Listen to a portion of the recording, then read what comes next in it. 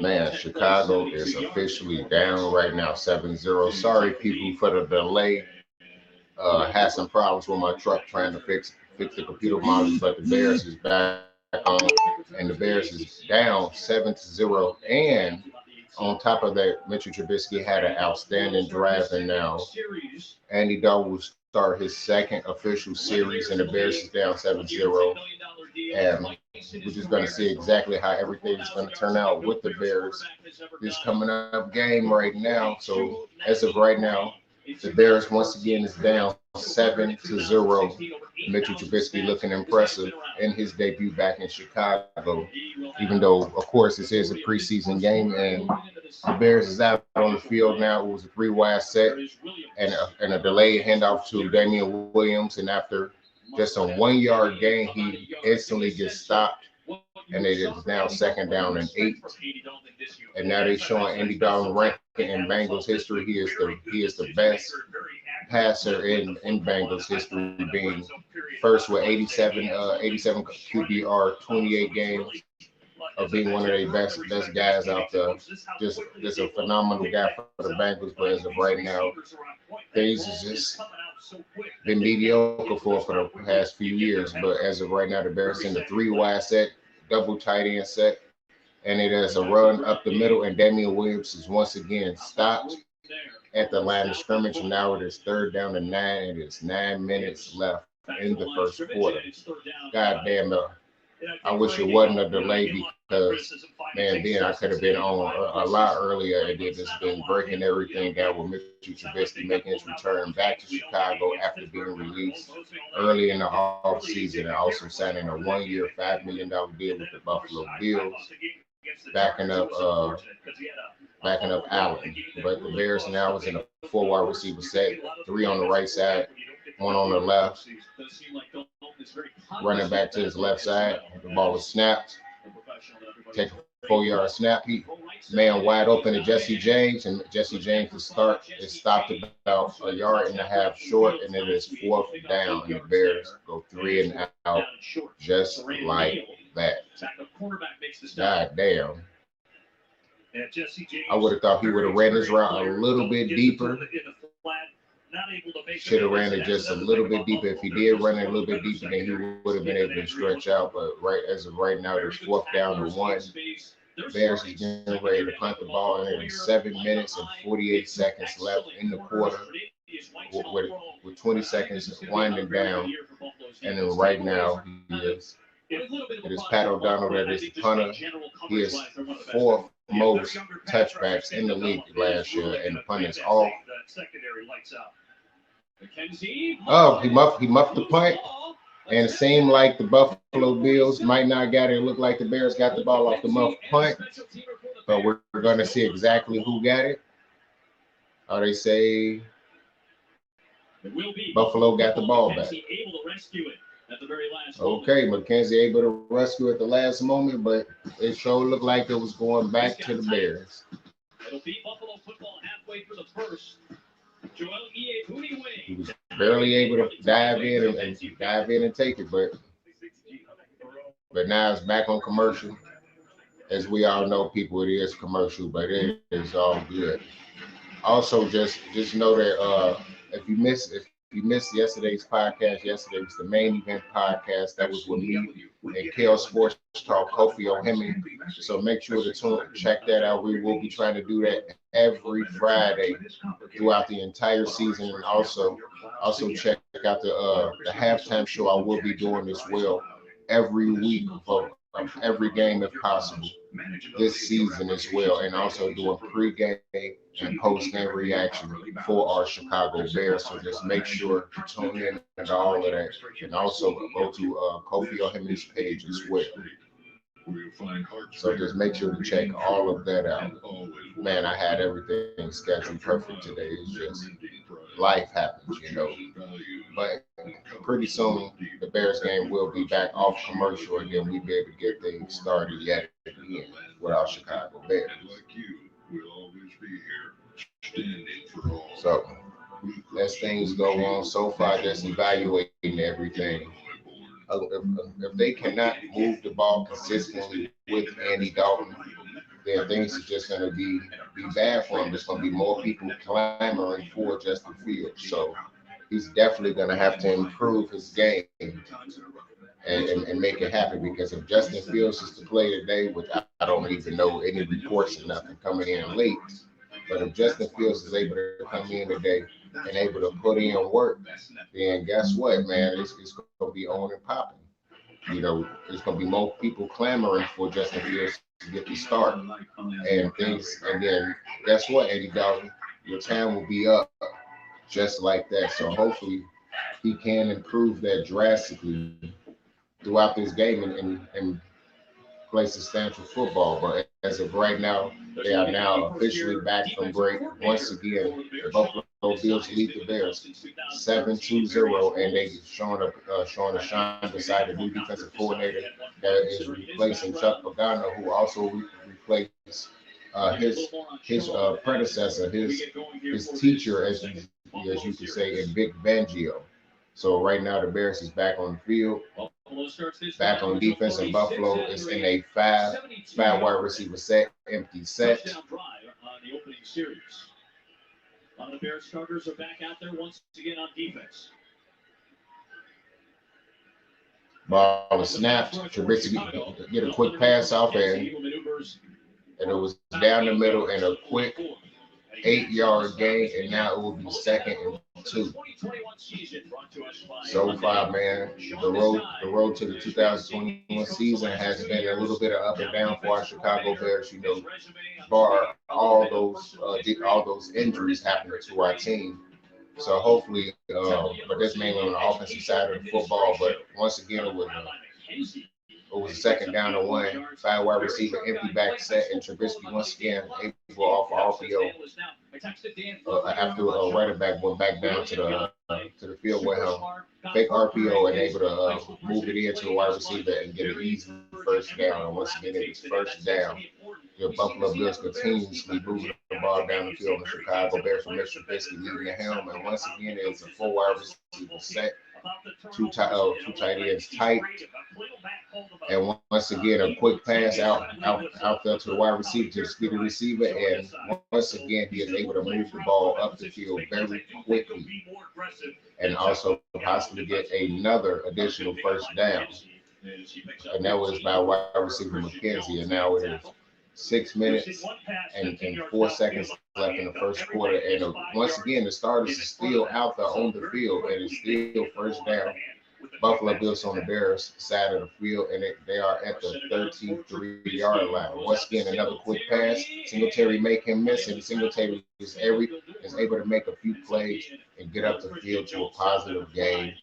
And that was a positive gain of 5 yards by the Buffalo Bills. So once again, they're able to move the ball side to side, and they're able to use their quickness and able to basically game plan perfectly and make sure Trubisky looks excellent out there. And so far, he is looking good, and this Bears defense is not looking as good. Now they are in a four wide receiver set, right back in the backfield for protection. Tried to get another quick pass, and Jalen Johnson breaks up the pass, and it is 3rd down and 5. Jalen Johnson tried to bait him in so he could try to pick the ball off, but he jumps right in and he's able to come straight through and also makes the play. So once again, it is 3rd down and 5, and Buffalo Bills send a 3 wide receiver set to the left side, tight end close to the right. Running back to the right side of the quarterback, ball is snapped. Trubisky is looking for opening man, he's rolling out, and he completes the pass to the 20-yard line, and it is a first down Buffalo Bills, and they continue to move the ball on this Bears defense. And this Bears defense is once again not looking as good as advertised. Once again, too, Mitchell Trubisky has played against his defense his whole career. He knows who to avoid on a consistent basis, and that was Khalil Mack, who was busted in and almost sacked Trubisky, but couldn't quite get to him. Zach Moss, as you mentioned, And now the Buffalo Bills is in a 4 wide receiver set. There is a shift coming on, and tight end shift over to the left side, wide receiver to the back, and it is shifting back and forth. It was a fake, and Trubisky throws the ball, and it is an incomplete pass by Mitchell Trubisky, and it is 4 minutes and 22 seconds left in the first quarter, and it is 2nd and 10 as well. For the Chicago Bears, they had a sack and a half at 22 tackles. The clock still ticking on the play clock. There's 25 seconds left on the play clock.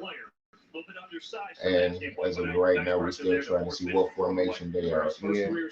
Came against Tom Brady and the Bucs last year. Played about Look like another 4 wide receiver set. Yes, it's a 4 wide receiver set. 3 to the right side. Bears is in a nickel defense. The ball is snapped. Trubisky back foot over, and the ball sails out of bounds yet again. And now it is 3rd down and 10. 4 minutes and 16 seconds left in the first quarter, and it's 30 seconds left on the play clock.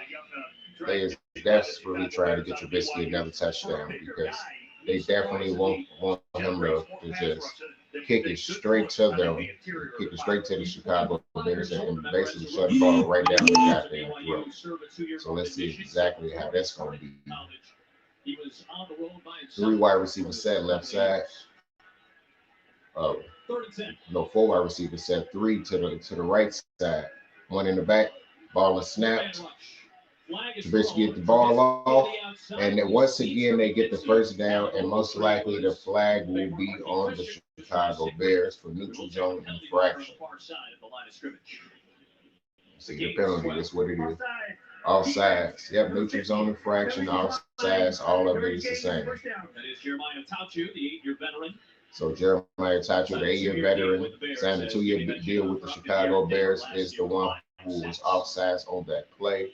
And once again, it is another first down, and Sean Desai's looking a little pissed off out there because this defense is not operating the way he sees them operate every day in practice. And it is 3 minutes and 50 seconds left in this first quarter, and they is in a tight defense, and they do an end around, and McKenzie almost able to break free, but he could not quite get there. Eddie Jackson gets the stop. Eddie Jackson officially switches his number from 39 to number 4. Everybody looking like college players out there. Nice job for Eddie Jackson. He wasn't baited by the fake at all. He was there to make the play. They could just make that play. They're showing a replay. Eddie Jackson making the play. And now, once again, it is 2nd down and goal. 3 minutes and 19 seconds left in the first quarter. Did not play in first preseason. The Bills are shifting some players around, and it is a 4 wide receiver slot tight set. Wide receiver now shifts to the backfield with the running back. Ball is snapped, runs a fake, and Trubisky is able to throw a touchdown. Touchdown Buffalo Bills, and now the Buffalo Bills go up 14-0 on the Chicago Bears with 3 minutes left in the first quarter. And he is able to shake free from Jalen Johnson, and Trubisky able to fit that ball in. And that is an easy throw and an easy touchdown from Mitchell Trubisky. And once again, the Chicago Bears is down big right now so far in the first quarter, and that Chicago Bears defense is looking lackluster, and that offense is looking very stagnant right now. And Trubisky is constantly able to move the ball up the field. And as of right now, the Buffalo Bills is going for 2 in a empty backfield set, in a 5 wide receiver set, tight end close. So they might run. Okay. And it looked like it was a timeout. Yep, timeout Buffalo. Bears was definitely preparing the blitz. Mitchell Trubisky down that play. I'm pretty sure he was going to try to hit the quick slant coming in. But it is indeed a timeout. Once again, Buffalo Bills is going for 2. They are right now up 13-0 on top of Chicago Bears. And I'm pretty sure everyone that hated on Mitchell Trubisky is definitely hating this right now, talking shit, talking all the shit in the world. I was a Trubisky fan. I did give him some share of criticism when it was needed, but I just wasn't dogging the man constantly like a lot of Bear fans was. So I'm pretty sure a lot of people is right now is pretty pissed off as what's going on because they want the Bears to beat Trubisky. I want the Bears to win the game because I'm a Bears fan, but I do want Trubisky to succeed. And the ball is snapping the 5-5 wide receiver set. Trubisky is running around looking for an open man. And Trubisky can't find nobody. He dished the ball in, and the man almost is able to catch the ball in the back of the end zone. But Singletary, number 26, couldn't catch the ball. And the 2-point conversion does not work. And the Bills is still up 13-0 once again after Mitchell Trubisky throwing a touchdown pass. And he just pointing at everybody, letting them know, like, hey, this is what you gave away. Which I already said it before. The reason why, 4 reasons why Mitchell Trubisky should be kept by Chicago Bears. If you want to check that video out, that video is currently available on my page. That is 8.9 thousand views on that one. So you can go ahead and check that out and see.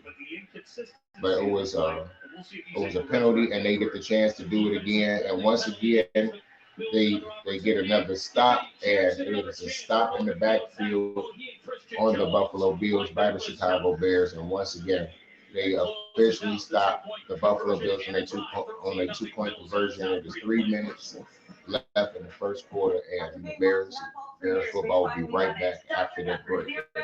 Once again, it is uncommercial. And talking about Mitchell Trubisky yet again, it seems like he's improved. I wonder why. Is it because people is actually going with his skill set and doing what they supposed to do, and they not trying to have Mitchell Trubisky conform to their offense? Now, yet again, I'm still happy that the Bears got Justin Fields.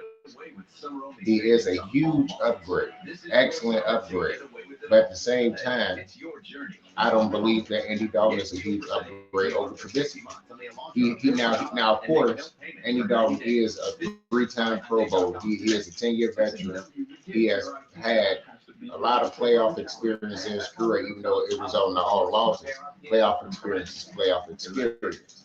But at this time in his career, I just did not believe that Andy Dalton was worth a 1-year, $10 million deal.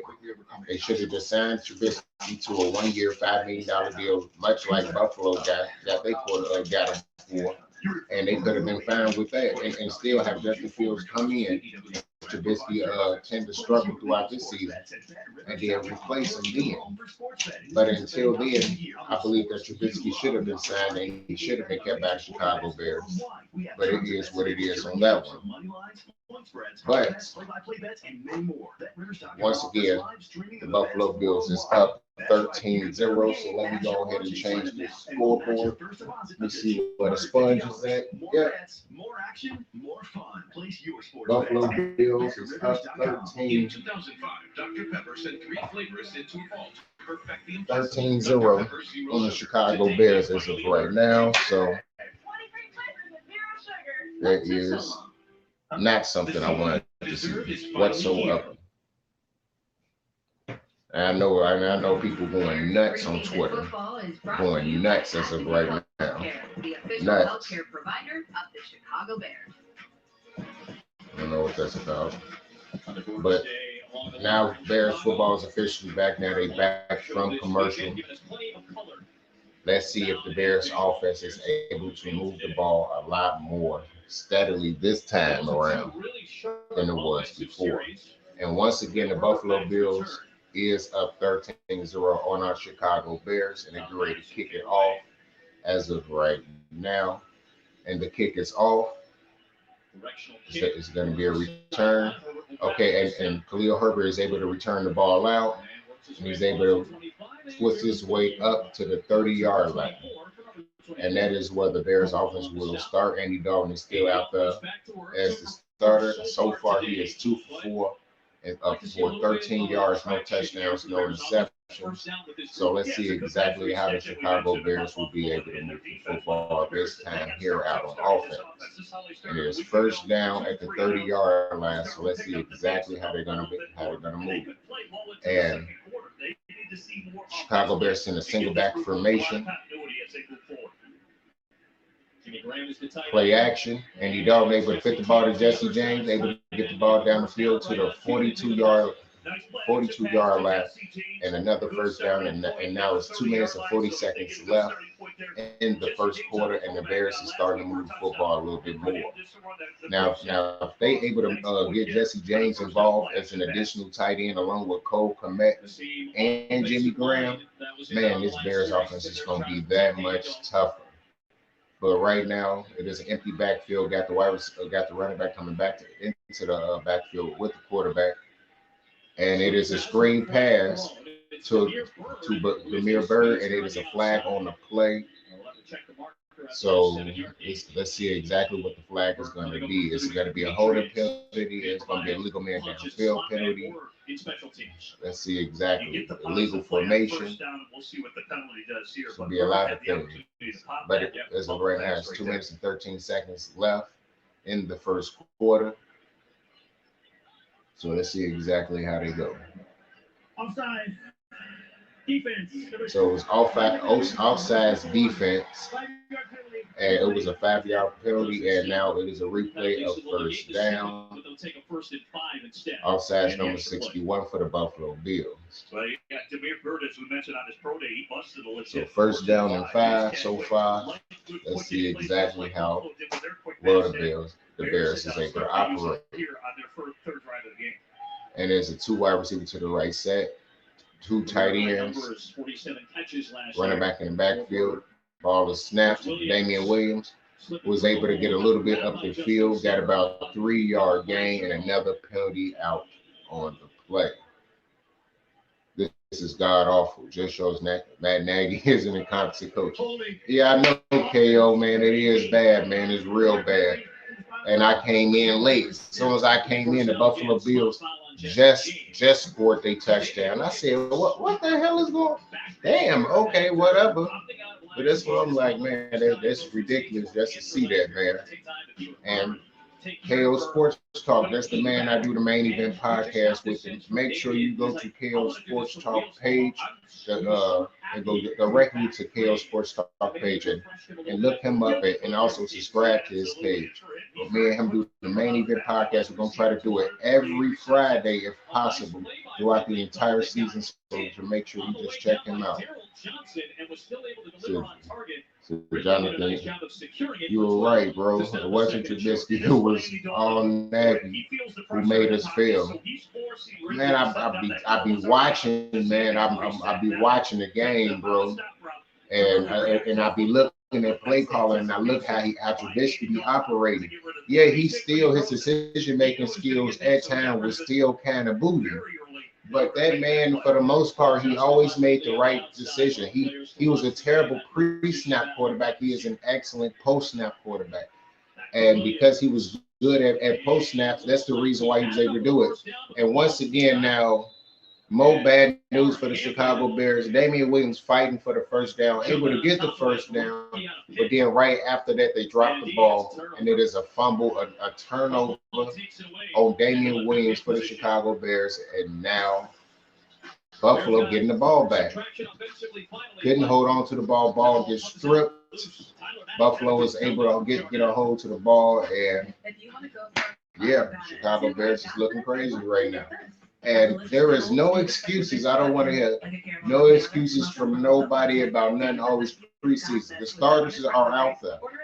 The starters is out there. This is the reason why you need to play your starters more, Matt Nagy. Incompetence. The defense is, and it's not just Matt Nagy. It's not just Matt Nagy. You gotta put it on this side too, because that defense is not looking good. The defense is not looking good whatsoever. There has to be a lot of improvement. Too many holes on their defense. Too many times where they just run a simple play call and able to get a simple first down. So the play calling on both sides of the football has to be better. Now, the play calling was actually pretty good on that drive. It was just the execution was bad. Damian Williams not having 2 hands on that football, not holding down tight, clamping down to make sure as you fight for that first down, you're able to still hold on, which he had the first down.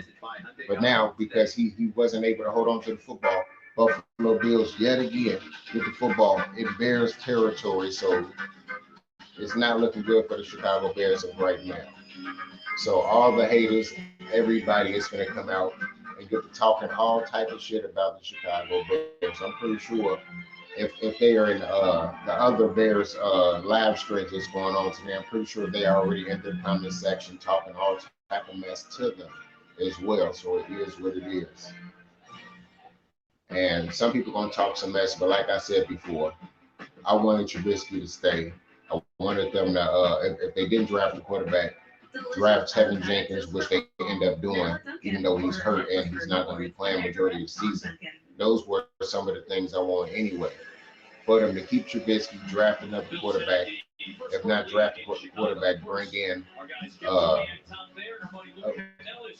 legitimate linemen to help protect him, and then just build the offense around him, much like they did in 2018, and have that same similar success, just minus a few players here and there. But as of right now, the game is back for break. Trubisky is still out on the field. And once again, after another turnover, Buffalo Bills have the football. And now they are in a 4 wide receiver set, running back in the backfield with the quarterback ball and snap. Trubisky in the pocket. Easy catch down the field. And the tight end is just running for a long time. And he was able to get about 25 yards down the field, 20-yard pickup for Hollister, the Buffalo tight end. And it was just a simple in route. And he was just able to get open and just run an additional 15 yards down the field. So once again, this Bears defense, the Bears offense is looking very incompetent right now. And Buffalo is continuously moving the ball down the field with Trubisky. They showing the Chicago Bears this is how you coach quarterbacks. But it's a 4 wide receiver set, running back in the backfield. Timeout is called. This thing's by Buffalo, and once again, Mr. Trubisky is looking lights out there. It is a timeout by the Chicago Bears. It just everything looks sloppy, everything that's not looking good. And once again, Matt Nagy is looking just exactly like Draft Dr. Phil said. Shout out to Draft Dr. Phil and Bears Ballroom, but it's just like he said, Matt Nagy is a goddamn shoe salesman. You know, he's selling us this bullshit, and a lot of people keep trying to buy into it.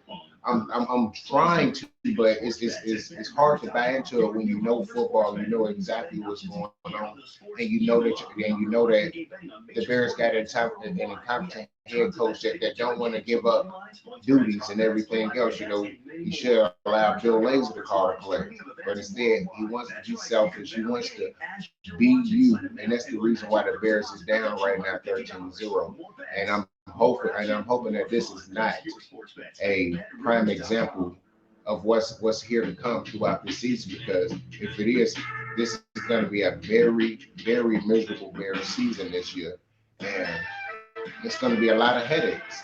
It's going to be a lot of headaches. It's going to be a lot of cursing. It's going to be a lot of everything, because that's what you're going to be hearing me say throughout the majority of the videos. Point blank, period. So hopefully that is not the case for our Chicago Bears, and things do turn out a lot better, because as of right now, the Chicago Bears is getting their ass kicked. Oh, and Coach Steve, shout out to you, man. If you're watching this, I was late, man, so I wasn't able to get no additional background music, so I just had to make it work some type of way, you know, trying to get the computer module for the truck, so yeah, we can try to fix that and try to get the tag. We can do it today, but we'll get that shit together. But anyways, on a different note, Chicago Bears is looking pretty ass. Period. They're looking ass as fuck. Super ass. And once again, everybody that was talking all that shit about Trubisky, what he couldn't do this, he couldn't do that. man, you gotta truly dissect the game in order to know exactly what's going on. And Trubisky had his faults. He had his faults. But I know just from watching football for years and playing the game and fully evaluating the game as it is that it all comes down on the head coach, and the head coach is incompetent like that. When your head coach is shit big booty like that, man, you gonna look like that too. Trubisky throws the ball down the field and almost a touchdown on the Chicago Bears. Trubisky just fit a rainbow almost in there to him, but it looked like it's going to be pass interference on Kendall Vildor of the Chicago Bears, number 22, who honestly should be a goddamn nickelback corner, not a starting corner, just like I thought it was. Holding defense, automatic first down. But we already know it's number 22, Kendall Vildor. And Sean decides sitting here pissed off because of exactly how I would be when the Chicago Bears is looking bad like this. But once again, there was a flag on the play, Kendall Vildor, defensive holder, and now it is a 5 wide receiver set empty backfield. Mitchell Trubisky, and the ball is on the 31-yard line. The ball is snapped. Trubisky is in a pocket. Easy catch down the middle, and they get majority of those yards back. And once again, it is a second down, and I think either 6 or 7. No, not 6 or 7, but second and 3. Second and 3. It was a 6 or 7 yard game, to be more exact. But they don't. The Bears don't have all their starters in, but they do have plenty of starters in there as well. Now they're starting to sub some guys out. Trubisky hands the ball off, and they was able to get a stop after a gain of 1.5 yards, and then now it is third down and 2. Third down and 2. Once again, Buffalo Bills is leading the game 13-0 on our Chicago Bears. It is 13 minutes and 50 seconds left in the second quarter. Third down and 1.5 yards. So that's why I said 2 yards to go. And Trubisky once again is just looking good out there. Third down and 1. Single back formation. One wide receiver out there. Quick pass, and they couldn't get the catch. Marty Bird made a good play on it. The Bears almost get a turnover. The wide receiver was wide open. Trubisky put it right on the money. Wide receiver couldn't come down with the football, and the ball bounced around in there. It looked damn near like a Madden play where the lineman almost pick it off and come down with it. But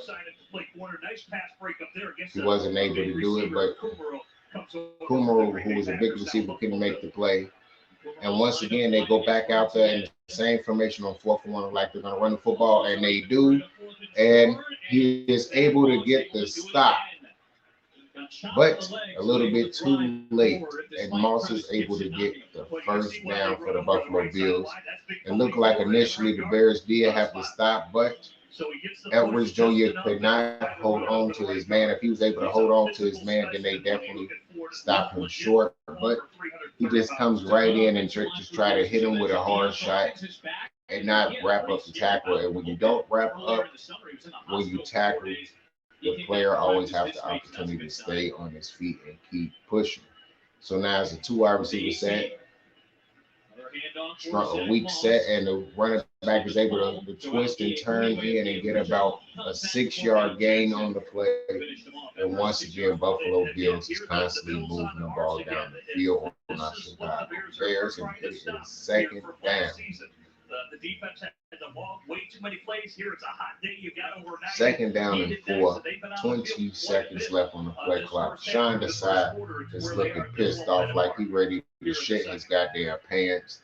And Matt Nagy already probably pissing his pants because he like, oh my God, if this is what's really going to happen, I'm going to be fucking fired. And also now the player's off, and they were able to keep turning down the field, and it looked like Buffalo is about 1 yard short of getting into the end zone. Moss is able to just constantly turn it and go down the field with help with an excellent block from the fullback. And Moss just kept turning his feet and almost got the touchdown. But right now it is first down and goal for the Buffalo Bills, and they are currently leading the Bears 13 to nothing as of right now. And it is 11 minutes and 43 seconds left in the game, and it is 10 seconds left on the play clock as the play clock continues to run. And this Bears defense is starting to look gas, and looks like once it is a challenge by Buffalo possibly, and it looked like a touchdown to me, but they said first down, and he possibly did cross the plane, and it's going to be a challenge that they most likely is going to win. But as they go on the challenge, I'm going to go ahead and just take a quick move around real quick, and I will be right back there. Crossed the plane before the knee went down. Knee's down. It looked like the ball was shot from that angle. This might be your best look. You can play referee and replay official at home. We'll come back on the other side of the answer.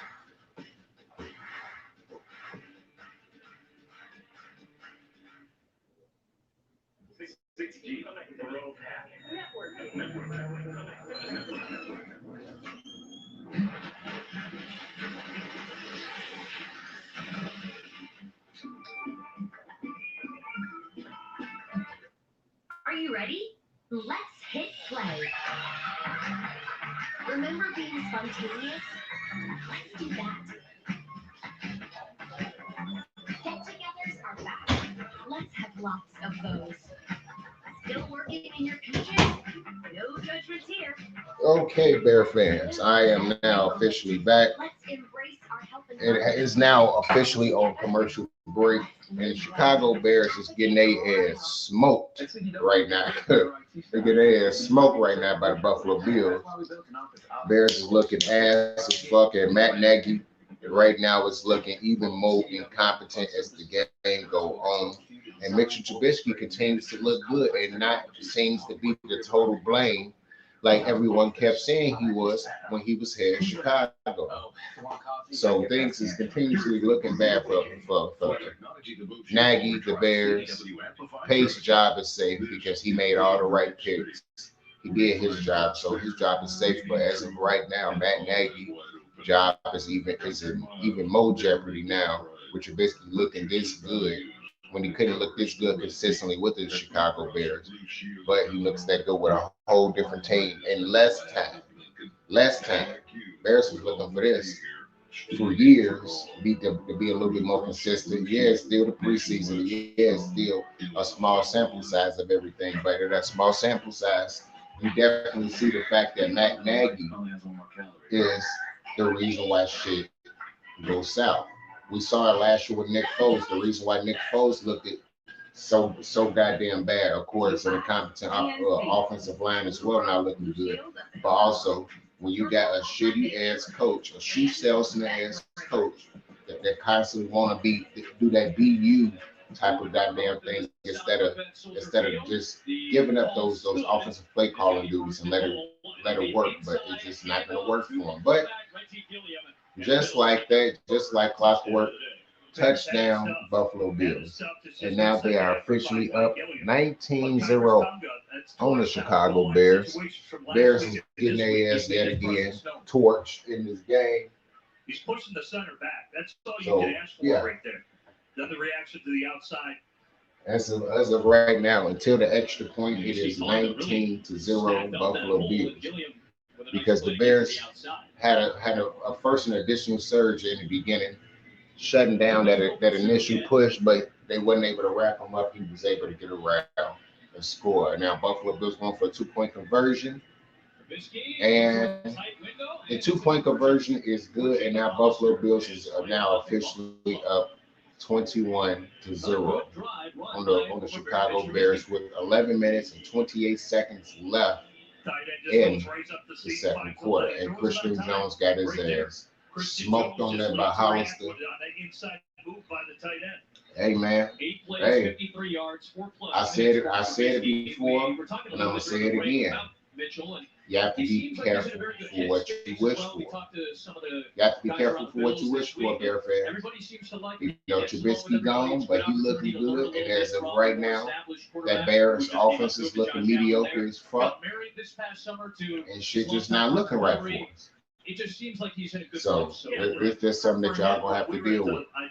So I'm just gonna cut the camera off real quick, but I'm gonna still continue to do the same commentary as Buffalo get ready to kick it off to the Chicago Bears. The Chicago Bears, he just thinks for him, this is a good spot for him moving forward. He'll be able to just once again, it is 11 minutes and 28 seconds left in the second quarter. 21-0 Chicago Bears.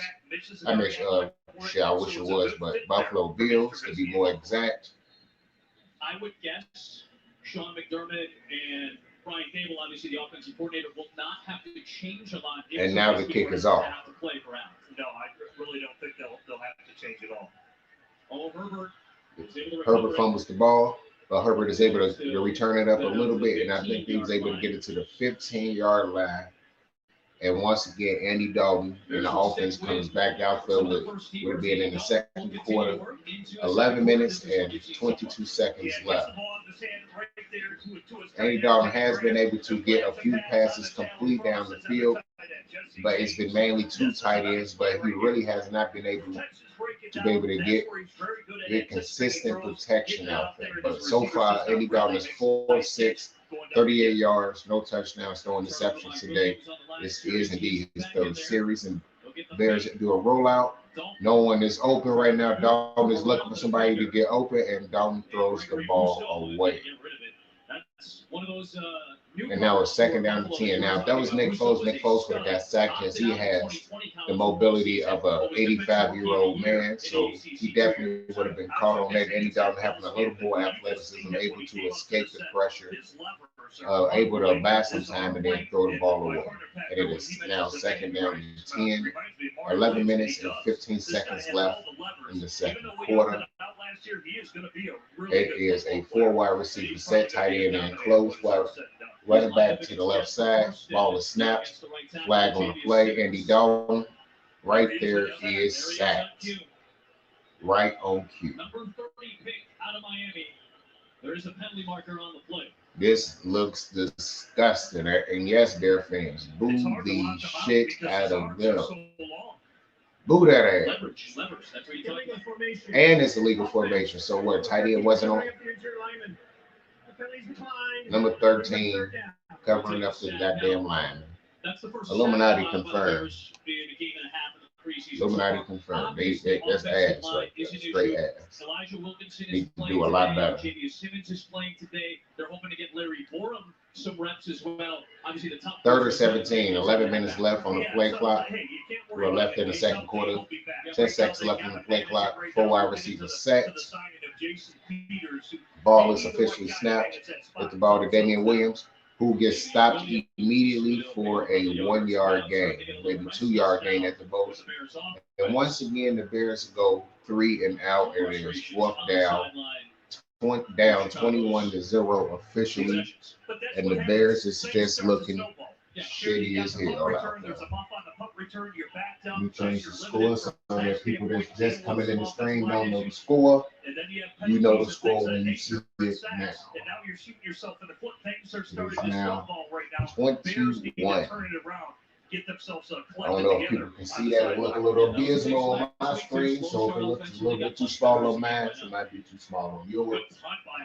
And on Donald punts the ball off, and you get the ball 31. McKenzie is just keep running, still running, and he turns the corner, and he got a lot of space. And he's still running, and he runs out of bounds. It looked like on the Bear side of the field. 54-yard punt, great. 54-yard punt by Donald, but it was a 36-yard punt on the other coming back. It was an excellent angle punt, just the Bears special teams defense was not able to get down the field and make the right plays and allow him able to run up the field and almost be able to run it back. Later in the game last week, was unable to get McKenzie So, down. I imagine a lot of things is looking very dire for our Chicago Bears, and the Bills have the ball back. And 3 wide receiver set, tight end close, running back in the backfield. and a ball is snapped. Matt Breida, the former Dolphin, signing with Mac Breida is able to get about 4 or 5 yards up the field, and now it is second down with 9 minutes and 40 seconds left in the second quarter. And the play clock continues to move. And now Darnell Mooney right now is getting interviewed as the Chicago Bears getting their ass smoked right now. So let's see exactly what they're going to say about it. I just took in the experience, man. The experience was the best thing, and I was able to learn a lot and take it. Okay, ball was snapped when 3 receivers set, and Trubisky able to escape and run, and Trubisky is able to get the first down and still able to run down the field, and he definitely wanted to try to get a touchdown on that, and Trubisky was able to escape the pressure. Shows that athleticism that he do have. Too bad he had Matt Nagy as a coach that did not want him to display that. He wanted him to be a pocket quarterback, much like what he wanted. But Trubisky was able to escape and able to run down the field and get the first down. And last year, Darnell Mooney, of course, who was having an interview, played great. He had 61 receptions, which was 5th among rookies, 631 yards, 10.4 yards per reception, and 4 receiving touchdowns. And now the ball was snapped. It was a 4 wide receiver thing, and it was a delayed snap, and he able to break the tackle, and he able to run it in. And Buffalo Mike once again was able to get in almost for a touchdown. Once again, Bears is looking very bad. They're not looking good. Not looking good. And Buffalo was able to score, and now it is 27-0 Buffalo, and Mitchell Trubisky still out there looking good. As the Bills were able to get points out of it, at least the initial process. Looking real bad for him. Real bad. Right now, Buffalo is up 27-0, and now the play is under review. Made that great play, escaping Travis Gibson and keeping the drive alive. We'll see if it's points for the Bills. And now it goes on to a commercial break as officially under review. It is the second quarter, 8 minutes and 34 seconds left. The previous scoring play is under review, and once again, so far, Chicago Bears, as the score stands, it says 27-0. So we're just going to see who's going to stand, and if it does, Bears is down by 4 touchdowns, especially right after the extra point. The Bills would be up 28-0 on our Chicago Bears. And things are still just looking very bad for the Bears. So ain't no type of magic that Justin Fields, if he wants to play this game, which I don't think he will. They're going to sit him. I don't even know the further report. So as of right now, I'm pretty sure Justin Fields probably not going to play right now. They're going to sit him, and with sitting him, they're going to make sure they protect their assets. You know, they're going to continue to make sure they protect their asset. And Justin Fields is an important asset right now. It's a passion. So they're going to make sure they protect him and keep him safe. But right now, the Chicago Bears is officially down. As if the score stands, it will be 27-0, waiting on the extra point.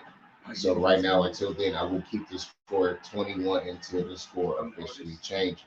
But right now, it is on commercial right now, so we're waiting on the game to come officially back on right now. And yet again, Trubisky looking excellent out there. So comment down below, tell me your thoughts on how you feel about Trubisky returning to Chicago, playing well, and Chicago Bears offense not looking good. The defense not looking good right now. And as of right now, you know, everyone knows right there.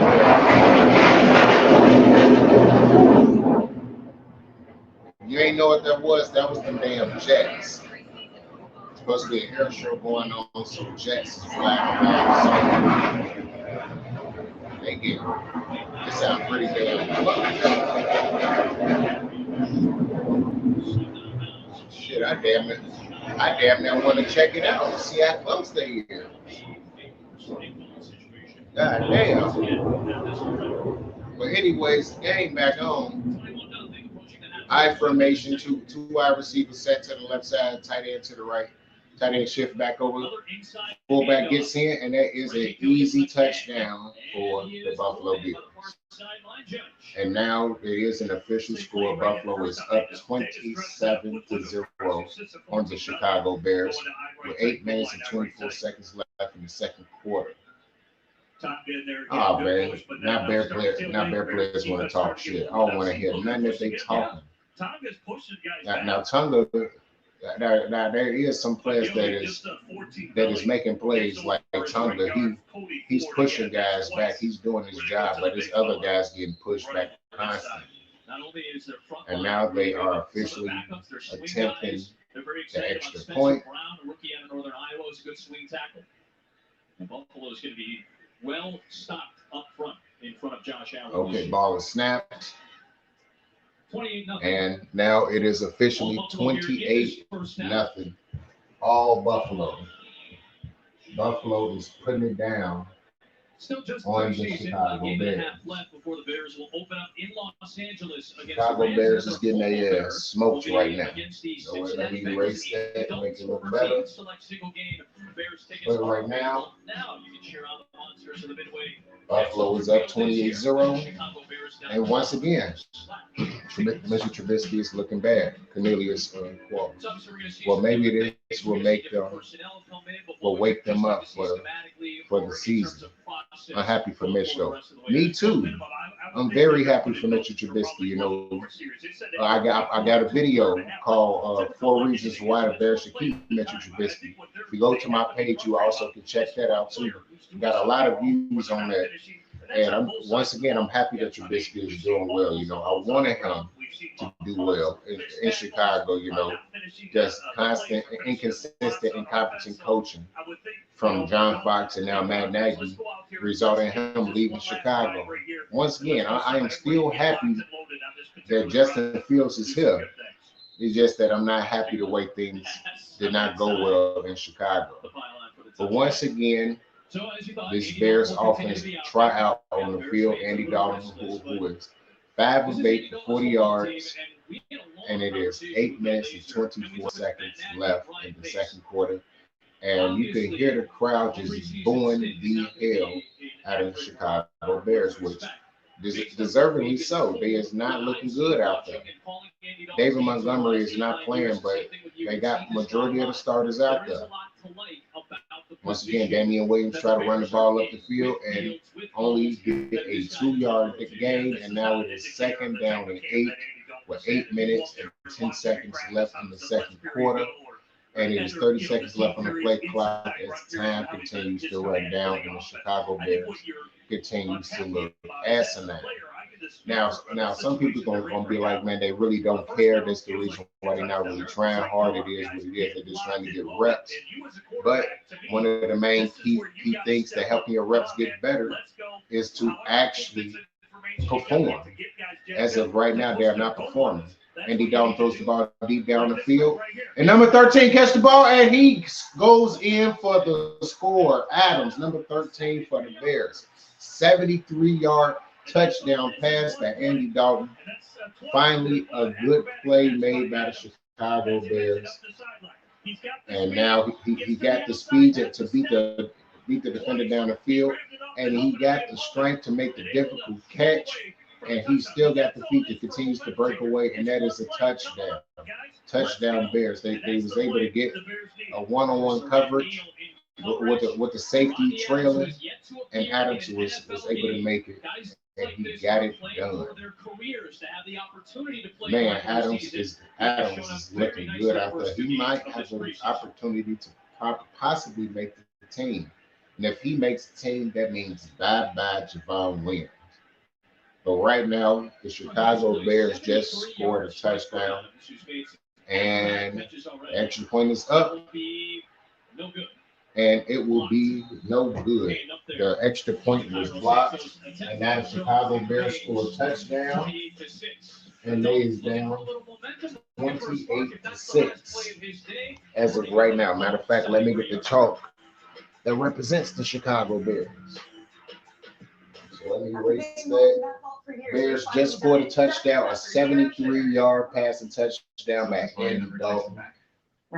And now the Chicago Bears is down 28 to 6. Is finally here. Place your legal sports bets at So, BetRivers.com. Your new home for sports. right then and there, once as I was talking about the incompetence of the offense, which still is a lot of incompetence, Andy Dalton makes an excellent throw. Well, I wouldn't even say it was excellent. I would say it was a good enough throw.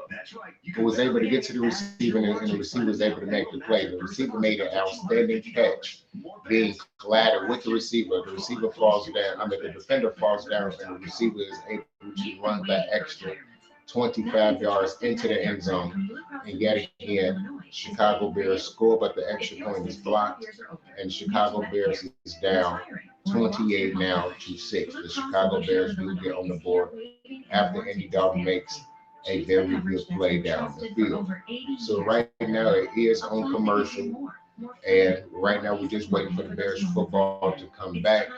And once again, people, just tell me what you think about Trubisky coming back to Chicago. What do you think about his performance? And what do you think about the performance of the Chicago Bears so far in this preseason game? You can write A, B, C, D, F. You can write Z. You can be funny. It don't even matter. Right now, the Bears is looking kind of asinine right now, but they did make an excellent play down the field. So hopefully that can get the defense charged up, and they can finally get a stop on Buffalo, who's been looking just 100% unstoppable this whole preseason game with Mitchell Trubisky under center. So let's see if they're going to still have Trubisky go out there and perform, and possibly perform into the third quarter, or will they switch him out and have another quarterback come in? Because, of course, Allen not going to play. So either Trubisky going to play the majority of this game, or is he going to split reps with the additional backup quarterback that they have on the roster? And now, you have 2 plays, 75 yards, a 73-yard touchdown reception. Only took 48 seconds off the clock, and now Adams is back out there on special teams, and the Bears is getting ready to kick the ball off right now. His name is Rodney Adams. He got his first touchdown in the preseason, and the kick is off, and Buffalo will let it roll into the end zone, and the Buffalo Bills will start at the 25-yard line. Once again, it is the second quarter, and there's 7 minutes and 36 seconds left in the second quarter. And as of right now, they're showing you exact routes they run it. The safety took the underneath route, and because of that, it was just a single high safety, and Adams was able to catch the ball down the field on the fade route and continuously run down the field and score the touchdown on the previous drive. But once again, this Bears defense is out there. It is a 3-wide receiver set, 2 tight ends set, single backfield. Ball was snapped. Trubisky able to get the pass away, and the tight end is able to fight for a lot of tough yards after a 5-yard catch, and able to bring it up the field to about a 6 or 7 yard gain. And Trubisky continues to work for the Bills. Oh, it was an 8-yard gain. Trubisky continues to work for the Bills, and once again, he is out there just making a lot of plays for the Buffalo Bills. And it's second down and 2, 7 minutes and 5 seconds left in the second quarter. And it is a 4-wide receiver set, single backfield, tight end close, and the ball is snapped. Ball to the receiver, and they stop him at the line of scrimmage. And once again, now it is 3rd down and short. It is 6 minutes and 45 seconds left in the second quarter. Once again, the Chicago Bears is down 28 to 6. And Andy Dalton once again threw a 73-yard touchdown pass, and the Bears defense is trying to get the ball back and get it back to that Bears offense, who just looked good right there. Andy Dalton is 6 of 9 for 113 yards, 1 touchdown. They spread the ball out.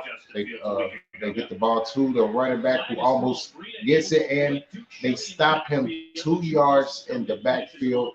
And let's see what the flag is on the play with 6. The clock stopped at 6 minutes and 18 seconds. So let's see if it's a holding penalty. It was a holding call, number 68. And of course, the Bears defense declined the call, so now it is 4th down and 4, and the Bears, just like that, get a 3 and out, and they are about to get the ball back with 6 minutes and 18 seconds left in the second quarter. Return unit is out, and here is So let's Daz see. Newsome, one of the players Daz who Newsome today in making his special debut teams. after being hurt Newsome had early in one training return camp. You know, touchdown at he Syracuse. destroyed his collarbone, but somehow he was able to come back in 5-6 weeks.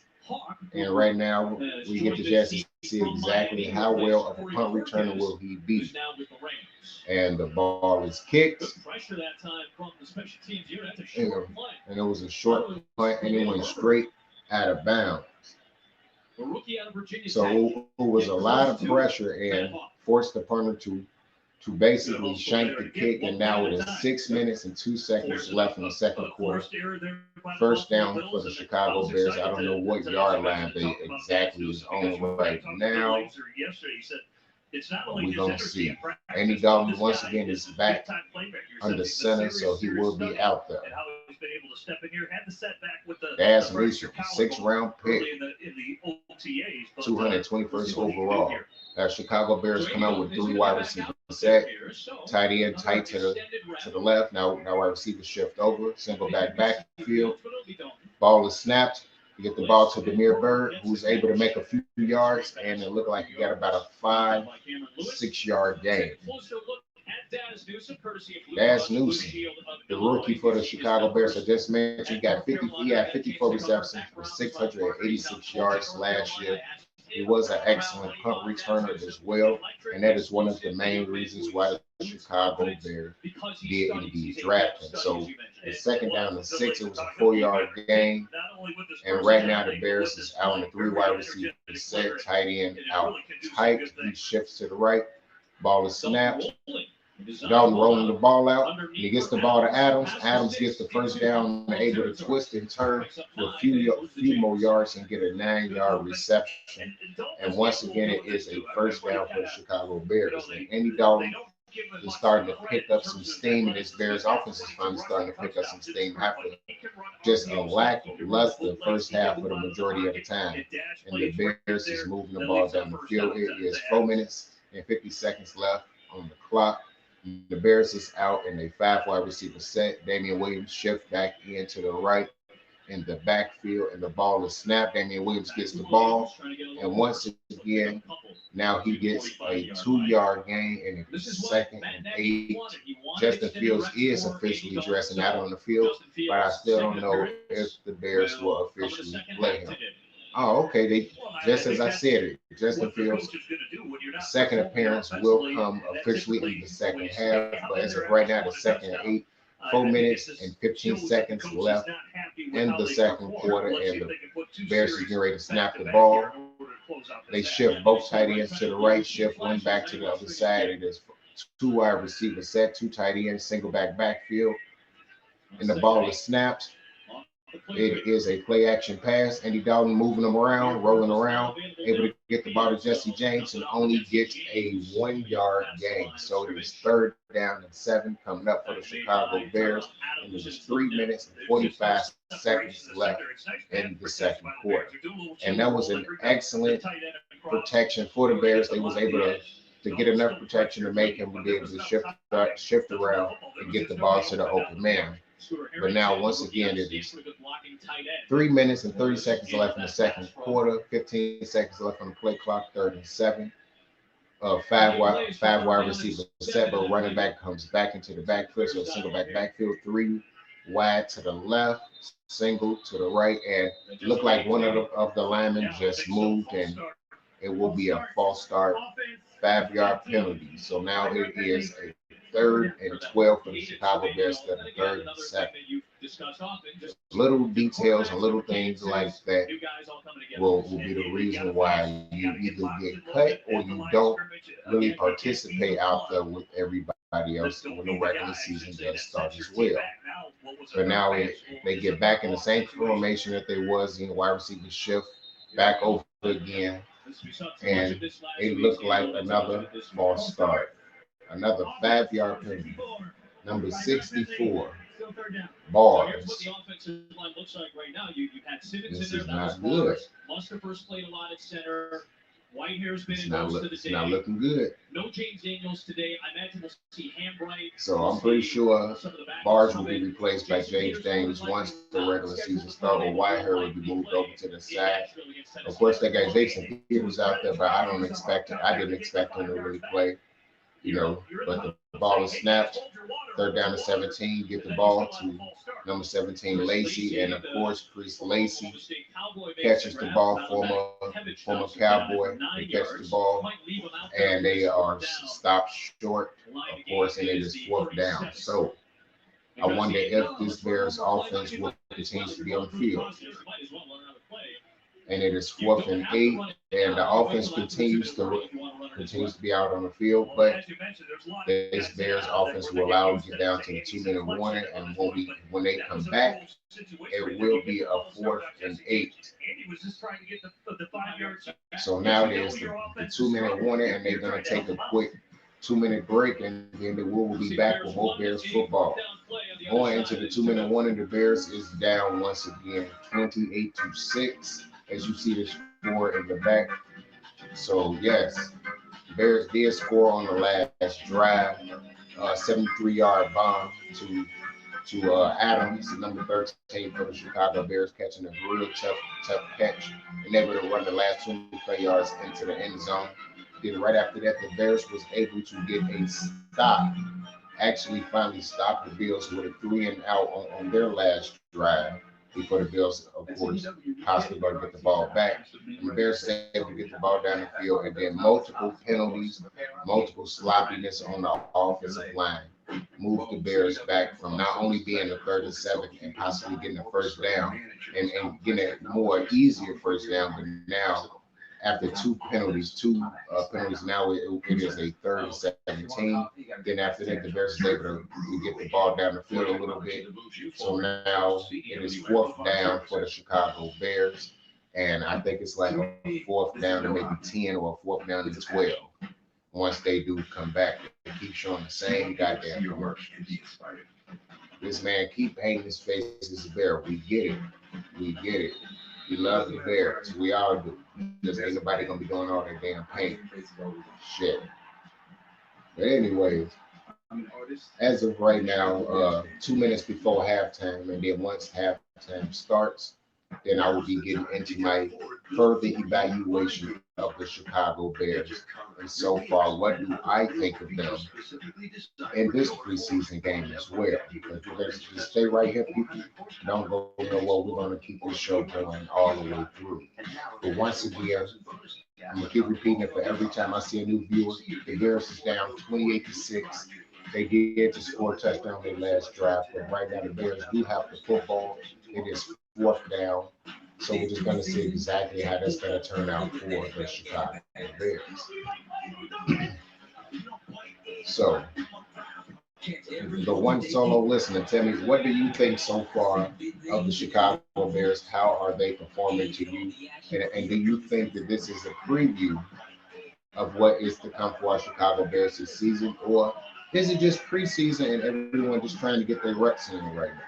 It's basically what is going on, so you can go by either hand of what is to expect from the team. But as of right now, with having the majority of the starters in there, some starters in and out, some guys didn't really play too much, so you can't get the best assessment.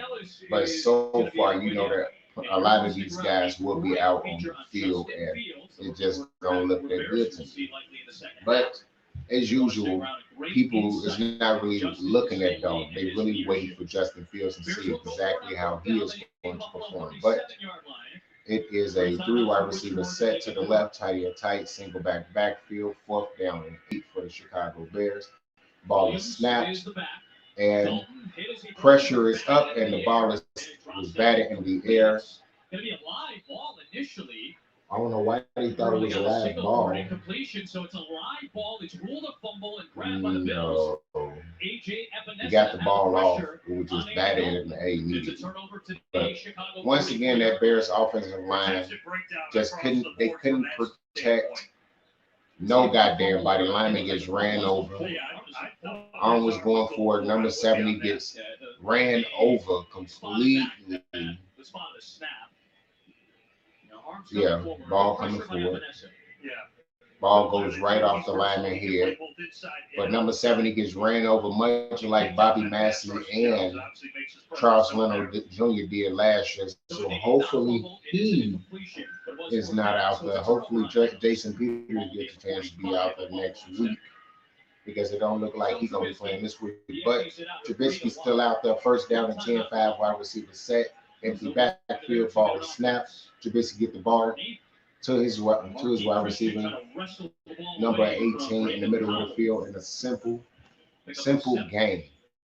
It looked like about 6 or 7 yards, and they is doing a quick hurry up. 4 wide receiver set, single backfield, and the ball is snapped. Trubisky gets the pass off down the field with the same. What the hell DeAndre Houston Carson was doing, I have no goddamn clue, but that was a simple, easy pass down the field. Carson has got to get they made unless they're running a cover 3, but it looked like it was man-to-man on the outside. So it's a combination coverage where he's got to turn it over to the safety. Wow. So there was a busted coverage there. That was definitely a busted coverage. But ball is snapped. Trubisky gets the ball down the field to his receiver. And it was another first down, and now it is second down and 6.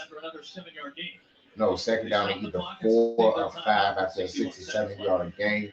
And it was 1 minute and 1 second left. So it was a 7-yard game, so second down and 3. And once again, Buffalo Bills is moving the ball down the field very well. This is what the Bears could have gotten Trubisky if they did go to his same skill set and still put in things that Nagy wanted. He did not want to defer. He wanted Trubisky just to be his quarterback that he wanted, and that's what it is. But ball is snapped. Trubisky gets the ball off, but the ball is thrown at the feet. And Trubisky made the right play. He threw the ball at the feet. He didn't want to put it in play and give the Bears a chance to pick it off. And once again, now it is third down and 3. And it is 56 seconds left in the second quarter. Once again, the Buffalo Bills is up 28-6 on the Bears, and the play clock is constantly going down. It is 18 seconds left in the play clock. And let's see what they are in. They are in a 4 wide receiver set, single backfield. And Trubisky gets the ball out, and there's an incomplete pass because Duke Williams was not able to hold the ball in all the way through as he fell out of bounds. Now, if it was about 15 years ago, that would have been known as a catch because he was able to hold the ball there and then drop the ball once he fell down out of bounds. But he wasn't able to hold on to the ball all the way through the process, so it was now 4th down and 3 with 51 seconds left in the second quarter. And it will be a 33-yard field goal attempt for the Buffalo Bills. 5 seconds left on the play clock. And the kick is up. And the kick is good. And now it is 31-6 Buffalo Bills with 47 seconds left on the play clock. So Bears is getting their ass smoked today after having an impressive showing last week. But we did see a small flash of a few good things from Andy Dalton, so let's just see exactly how that's going to continue to be as it transitions over to the regular season. But once again, it will be one more preseason game next Saturday against the Tennessee Titans, so make sure to check that out. Hopefully, I'll have a whole bunch of things going on next Saturday, and then I can officially start right on schedule at 11:55 the following Saturday. So make sure to tune in to the live stream, check it out. And once again, we're going to be here, Bears football, all season long. I won't be live streaming every game, but I will be doing pregame, postgame, and halftime shows for our Chicago Bears. So make sure you tune into that. Let me put the score up on the board. So there we go, 31-6, Buffalo. And the kick is off. And Khalil Herbert gets the ball on the kickoff. Let's see if he's going to make some magic happen. And he almost able to break free and get near to the 30-yard line. So a 24-yard return from Khalil Herbert, and they are up to the 29-yard line. Okay. So once again, the offense is getting ready to come out on the field. We're going to see how Andy Dalton is able to perform. Right now, they are showing a replay of Adams, number 13, and the Bears catching the ball deep down the field and running the last 25 yards down the field into the end zone. Now it's first down to 10 at the 29-yard line. There's 40 seconds left on the clock. Ball is snapped. Ball is caught. Chris Lacy makes the catch, and he picks up 9 yards, and he is up to the 39-yard line. And it is 34 seconds left on the clock. Timeout, Chicago. And it is another first down for the Chicago Bears. Andy Dalton is 11 of 15, 147 yards, 1 touchdown. Now, when you look at the numbers, you feel like, oh, man, that looked good. But when you watch the game, then you know right then and there that it really wasn't a good game. The offense was very stagnant. The majority of the first half, they did not look good. Constant 3 and outs. Damian Williams fumbling the football. So just everything did not look 100% right for our Chicago Bears. But like we said before, luckily this is the preseason, so this is not too much to look down on. But at the same time, this is something. This is something to turn your nose up to. Andy Dalton gets another long pass off, but Lacy was not able to get there, and maybe if he was, the safety was over the top to try to make a play as well. And it's second down to 10, 28 seconds left in the second quarter as the game continues to go on. Once again, the Chicago Bears is down 31-6, and there's 28 seconds going into the second quarter, or going into the third quarter, going into halftime, so to speak. And the Chicago Bears is in a 4-wide receiver set, 3 to the left side. Ball is snapped. Andy Dalton trying to escape, and the ball almost gets stripped out, and he gets sacked. It is third down after the sack, and there's 21 seconds left. Once again, the offensive line is not able to hold up for Andy Dalton. Now, of course, this is not all of the starters, but they have to be able to play with it. Some of their backup defensive backs, that's Nick McLeod matched up with Riley Rhythm. Yeah. Riley really couldn't do much of anything. That's what I would say. Sure. But, yeah, I can see why Riley really don't get that much playing time. He can't get off. He can't get off the defender. He can't get the defender off of him. Excellent route running is all good, but if you can't get the defender off of him when he decides to run press coverage on you, it's all bad. But once again, it's now third down and 12. 5 receiver set. Running back runs back to the backfield to the right. Ball is snapped. Dalton throws an interception right to the goddamn defender. Right to the defender. And McLeod takes it past the 40. We were just talking about. And now after aggressive play calling, Andy Dalton makes the wrong read.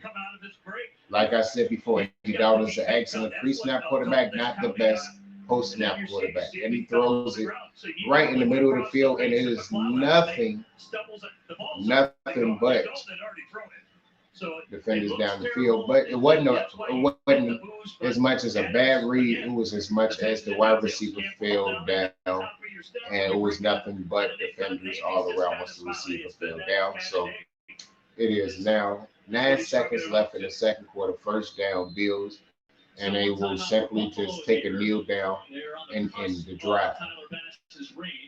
Oh no! They in a 4-wide receiver set, running back to the right side of Trubisky, single backfield, ball is snapped. Trubisky's actually attempting to pass, and he gets the pass off. I don't know if it was a completed pass, and it is a catch for Jake Kumerow. And they get a 16-yard gain, and they can get now a field goal. And he got both feet in. Excellent play. Duke Shelley right there, looking crazy. God damn, Bears can't draft cornerbacks for shit like that. Not recent.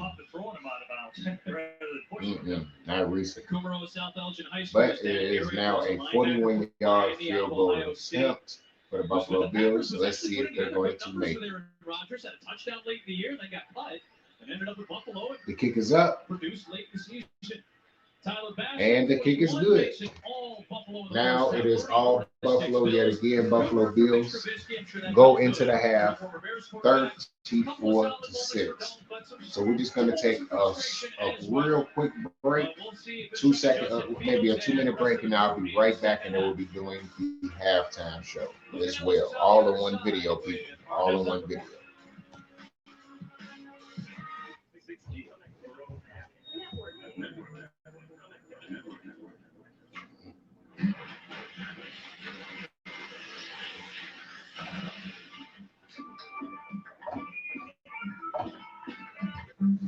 We did it again. Verizon has been named America's most reliable network by Root Metrics. Our customers rated us #1 for network quality in America, according to J.D. Power. #1 in reliability 16 times in a row. Most awarded for network quality 27 times in a row. Proving once again that nobody builds networks like Verizon. That's why we're building 5G Brown. That's why there's only one best network. Place your legal sports bets at BetRivers.com. Your new home for sports betting. Millions of betting options a year on the sports you love. We offer live in-game betting on major sporting events worldwide. We have tons of bets available during games, from money lines, point spreads, prop bets, play-by-play bets, and many more. BetRivers.com offers live streaming of events worldwide. That's right. You can bet on the game as you're watching. Sign up now, and we'll match your first deposit up to $250. More bets, more action, more fun. Place your sports bets at BetRivers.com. You know that life only has one more calorie, right?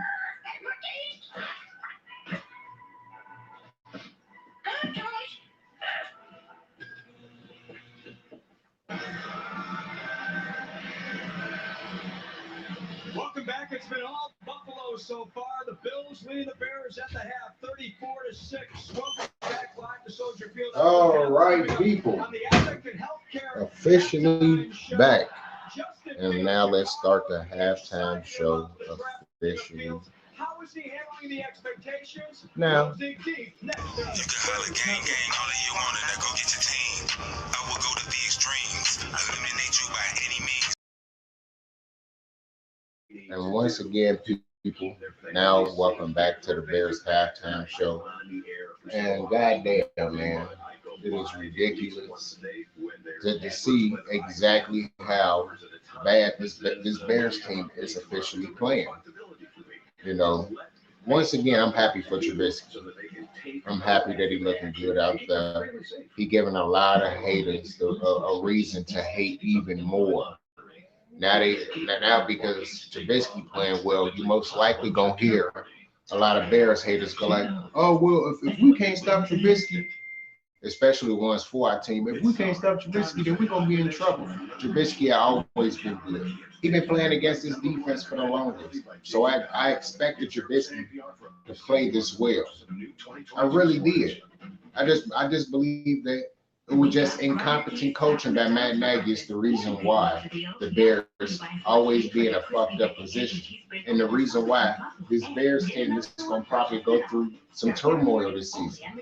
I still expect the Bears to have a winning record, but I expect it to be very, very hard because, of course, you have Matt Nagy being the head coach and calling the plays for the offense. I believe it's going to go through another turmoil again where the Chicago Bears is going to have to go through some type of shit for him to give up the play calling again. And that's if he don't end up getting fired halfway through the season. Because yet again, look at the score, people. It's 34-6. Matt Nagy's still calling the calls. The offensive line still not looking good, even though all the starters is not there. You got some guys that were injured, some guys is just being reactivated from the COVID list. But so far, the offensive line is still not looking good. Constant 3-and-outs, defense not looking good. So Sean Desai is not even looking as good as advertised. Of course, they did have a decent game last week, but they still not looking as good this week. It has to be consistency. It has to be consistency, and that's one of the main things our Bears team has lacked ever since the 2018 season, being inconsistent. It was inconsistent in 2019, and it was even more inconsistent in 2020, even though it was what 6-7 games, maybe 8 games where the Bears actually came to play and looked prepared out there. The rest of the 8 games, the Bears looked incompetent.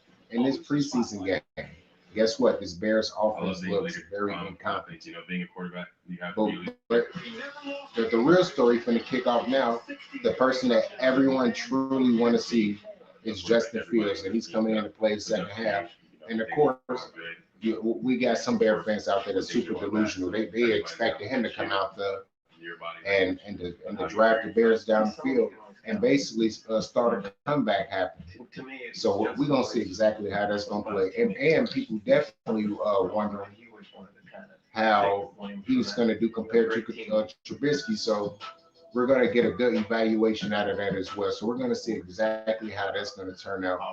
Is he going to perform better than Trubisky did in the first half? Just to give Bear fans something else to at least talk about and be like, oh well, at least he performed well. Andy Dalton did this and did that. Because Andy Dalton doing this yet again. That's what he does. He goes up and down.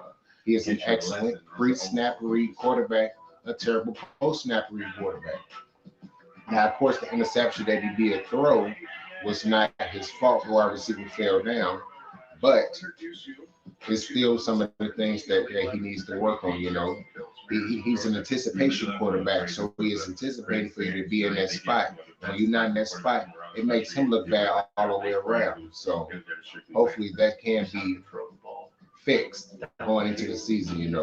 And once again, Adams is not a starting wide receiver. If he was a starting wide receiver, he probably wouldn't be out there playing right now. He's one of the few guys that's fighting for his job. So let's just see exactly how everything pans out for the Bears in the second half. So until then, we just gonna see. But right now, they showing all this soft shit with Justin Fields right now. Him and his little purdy dog. I guess, man. I guess they going a little in depth into his life, and they just asking him how can he do this and can he do that. They ask him, can he dance a little bit and all this extra shit that's not important. But as of right now, we're just waiting for the second half to kick off, and we are waiting for Justin Fields to officially play. Andy Dalton in the first half, I think he threw for 141 yards for a touchdown. He threw that interception, and he was like 12 to 16 or 11 to 16 in the first half. That defense did not look good. They was able to put some pressure on Trubisky, but Trubisky was able to escape and make plays down the field. One particular play, he spins out of a for sure sack for a lot of quarterbacks in the NFL. He was able to spin out of there and stay able to run up the field and get the first down, and kept the drive going, and was able to score the touchdown on that drive as well. And the cornerbacks didn't look good. Jalen Johnson was targeted multiple times, and he got beat by number 15 for the Bills multiple times. He had a field day on Jalen Johnson. So I don't want to hear nothing about the starters went out during that time. The starters was out. Kendall Gildo, Luke Shelley, those are guys who was out there when the Buffalo Bills was driving the ball down their fucking throats. So just pure incompetence from the Bears. They don't look ready this week. It looks like they just packed it in early, like they just didn't care this week. I don't know why it looks that way, but that's just the way it looked for the Bears as of right now. So hopefully they can improve a little bit in the second half with the second and third string guys. I'm still very interested in seeing how those guys perform too, and will they make the team? And if they do, how will they contribute to special teams? Because I'm pretty sure that's who they're going to be looking for now. Who can contribute on special teams, and when we need for them to be out there, who can still perform if someone, bar none, was to get injured. So that's basically what they're going to be looking for right now. A few guys that's already on the team, guaranteed spots and also a handful of guys just to see exactly how they're going to perform on special teams and how they're going to perform if they need them to be in on any given Sunday. But once again, it is halftime, and the Bears is just looking real shitty right now, being down 34-6. And if I had a Twitter, if I had any of those, any one of those social media accounts, I already can hear all the Bear fans, all the haters, everyone going in on each other, arguing back and forth. See, I don't have that type of time in me to be arguing back and forth with somebody unless it's in good fun, and we talking crazy, talking shit, being funny. But on a serious tip, no, I really don't have too much time to be debating with people unless it's strictly sports debate. I don't have time to be someone that, because they got mad at what I said, they start calling people bitches and all this extra shit, like somebody gonna do something. But it is what it is. That's a whole nother story. But you know, if a Packer fan is in here, if someone from the division is in here, if you want to be a part of the show too, if you want to voice your opinion, you can do that. You know, this is an open channel. This is an open stream. That's what it can be. Matter of fact, let me see. Just in case if someone wanted to be on here. Copy clipboard. Okay. Copy that. So if anybody wanted to hop in here, they got the opportunity to. Period. You want to be a part of the show? You want to be able to talk? You can do that. You're in for a rude awakening. For technology that moves you forward, trust CDW Amplified Services. And now that is posted as well. So if anyone wants to see that, guess what? They can. Second preseason game. All Bills in the first half. Expecting to see plenty of Justin Fields for the Bears in the second half. So we're going to look at our. So if you did want to be a part of the stream as a Bear fan and voice your concerns, your opinions, or whatever, you can. Because that's what the stream is for you to be able to do that. And speak on how you feel when it comes down to our Chicago Bears. Because guess what? Us as Bear fans, we got to endure this. So if you're a fellow Bear fan and you want to be able to tune in and voice your opinion during the halftime show, of course, the link is down in the description, and you can check that out, and you can see it and speak on the Chicago Bears as well, and speak on everything. So, other than that, man, the game is getting ready to come back in. Of course, Justin Fields is warming up. He's been warming up for the past 15 minutes. Andy Dalton, so far, his performance grade, I give a C+. C+ because he was able to throw the ball down the field. He did make plays when it was available, but that costly interception was not good. But Justin Fields, the first round pick, and number 11 overall pick in the 2021 draft out of Ohio State, he is getting ready to come in, and I believe the Bears get the ball back at the start of the second half. If not, then the Buffalo Bills do. Well, the Bills get the ball back in the second half. Bears are getting ready to kick it off. And the Bills score on their 6th of their 7 first half possessions. That lets you know right then and there how bad that Bears defense was in that first half. And remember, they were scoring on a lot of the first teamers. They had second teamers out there. They had plenty of first team starters out there, and they still weren't able to perform. So we just gonna see how it is. And the ball is now officially off. The kick is off for the second half. And he is returning it up the field, up to the 20. And he gets stopped at Thomas Graham Jr. out in the open field. That's how you make the team, being able to make tackles on special teams. But now Trubisky is not in. Number 4 for him is up in there now. Jake Fromm. Jake Fromm is in at number 4 for the Bills. So Trubisky day is over. So now it is now nothing but official backups out there, unless the starter wants to play a little bit more. But now it's number backups out there. Let's see how the backups play in the second half. Pass is off. He made a big hit, but it didn't wrap up the man, and he still almost broke out. But it is indeed second down. Last year, got plenty of time, and actually was very important for Buffalo in their victory over Detroit last week. Yeah, I think he probably doesn't have Let's the see strongest exactly arm how they around play. him, but he plays efficiently. Again, he gets the ball out What of his hand. formation is Good they in? run play action quarterback and anticipates 4 wide receivers set, single back backfield. Another quick pass on 2nd and 7, and the Buffalo Bills get the first down. And now it's first down and 10, with 14 minutes and 10 seconds left in the third quarter. 30 seconds left on the play clock. Once again, the Buffalo Bills is up 34-6 on the Chicago Bears.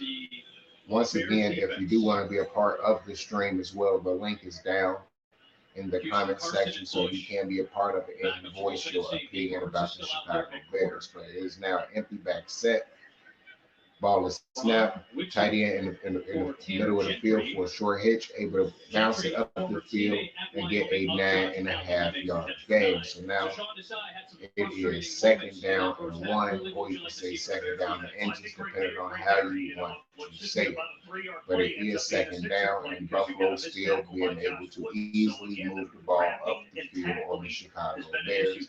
And it is 13 minutes and 20 seconds left in the third quarter. Once again, second down and 1. Single back backfield, 4 wide receivers set. Ball is snapped, play fake, and the ball is knocked down at the line.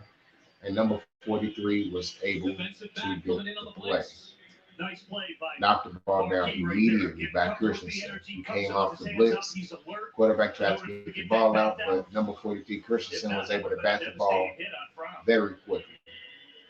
And now it is third down and 1, 13 minutes and 12 seconds left on the quarter, 15 seconds left on the play clock. And it is a I formation. Wide receiver, 2 wide receivers set, tight end tight. They snapped the ball to the fullback, and the fullback was able to get up the field and get an easy first down. Yeah, they've gone back to the well with the 14 belly with So he got 2 touchdowns, and he was able to get the first down. Once again, that is Sean Mitchell Trubisky, who was 20 of 28, for 221 yards, 1 touchdown.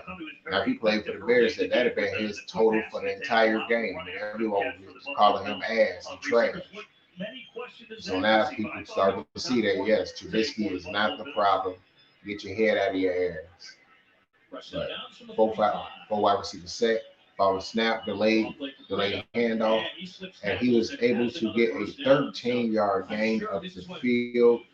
Once again, this Bears defense is looking bad. You can see that a lot of these players will not be making the team. Yeah, I think it was a lot cleaner last week. Good, nice blocking by the Buffalo Bills. Missed tackles. Credit, but it's really rapid tackle right here. And they called the perfect play. They constantly not wrapping up. They constantly trying to go for the big pick, but not wrapping up the man. And with the Bears doing that, they make these guys look a hell of a lot better. Another snap on same formation. Gets the ball deep down the field. And the catch was almost made, but the defender got in a great position, was able to knock the ball down. Number 47. That's somebody that got a chance to make the team. Able to make defensive plays like that will help you get on this team. So number 47 might be one of the guys to possibly make the team as a special teams guy as well. Justin Fields shared a moment as Justin prepares to take the field on the offensive end. Second down and 10, empty backfield, 5 wide receivers set. Bears is obviously in his own defense. Combination zone, wide receiver get the ball back, but the wide receiver drops the ball on an easy catch that could have got an easy first down, number 5. But Bears get the stop, and now it is 3rd down and 10. Easy pass, easy completion. He had his man beat, but couldn't hold on to the ball. So you can tell that he's going to be one of those guys that's not going to make the team. He did get away with a push off, but he did make the right play. Number 47, Crawford was able to get the stop. And now there is a 4 wide receiver set, 3 wide receiver to the left, single backfield. The ball is snapped. Pressure getting straight to him, and they get the sack. And that is Mario Edwards Jr., the man that had about 5-6 sacks last year. That is his 2nd sack of the day. And he constantly makes plays for the Bears. I'm hoping that he can stay healthy and make plays like that yet again, because he was definitely good last year, running people over, busting through, and making the right plays. So now it's 4th down and 16, and once again we might get the chance to have Dash Newsom play. The punt is off. Dash Newsom gets the ball, and it was a fair catch. And it is now Justin Fields' time. Justin Fields officially now will be on the field. And the crowd roars as Justin Fields getting his chance to get out there as the Bears is down 34-6 with 10 minutes and 59 seconds left in the 3rd quarter. But now it is the commercial. Let's see exactly how Justin Fields plays. Let's see if he can provide another spark for this Bears offense. If he is able to get a few more touchdowns, then the clamoring for him to be able to be the starting quarterback, the uproar will constantly continue to go up. And that's if he's able to perform exactly like he did last week. But we're going to see exactly how he's going to perform once the commercial break is over and the Bears go out there and play. So until then, people, let's see how this is going to be. As you can see, of course, got my Bears stuff in the background. You know, see Fred Hampton in the background, Predator, one of my old boxing posters, and also more Chicago Bears stuff. So yeah, Bears all day. You got to give me some more jerseys. That's all I got to get. Used to have a Anthony Thomas and a Brian Urlacher jersey, but I grew too fast and too much, and I kept getting taller and taller, so grew out of it, and I had to give it away. So we're going to see how things going to turn out with me getting a jersey this season. I don't know which jersey I'm going to get. It might be a Justin Fields jersey, might not be, but we're going to see how that's going to be. But once again, we're still waiting on the commercial to end, and then once again, we'll be talking more Bears football immediately. So until then, we'll take a smooth, cool break, and then we'll be back talking about that.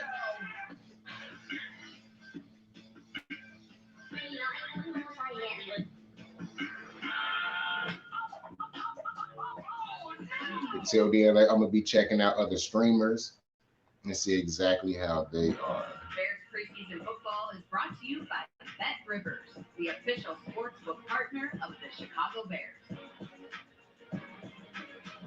Time for Justin Fields. After a very rock-solid preseason debut last week, it's going to be officially time for Justin Fields to get in now. Season last year, full season the year prior, 2 trips to the college football playoffs, including 1 trip to the finals last year.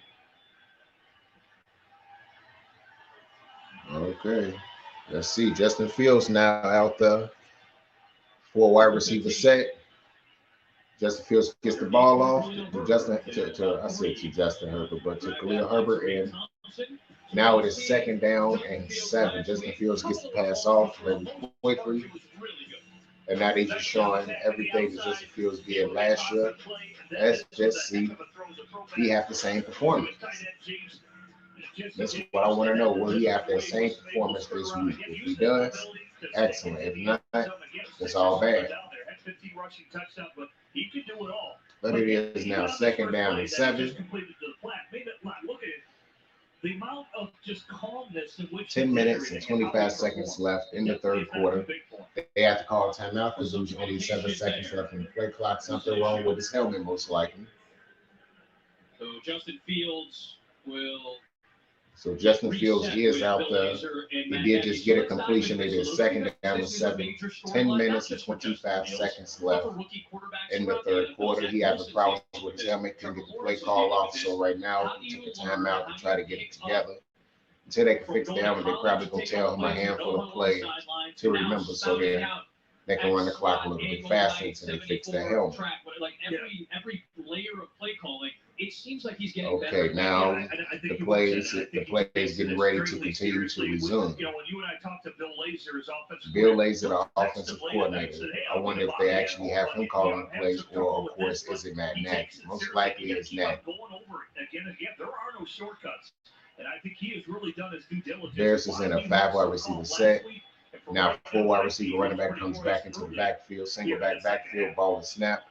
Justin Fields gets the pass off, and it might be a first down. Throws the ball to number 17, Lacey.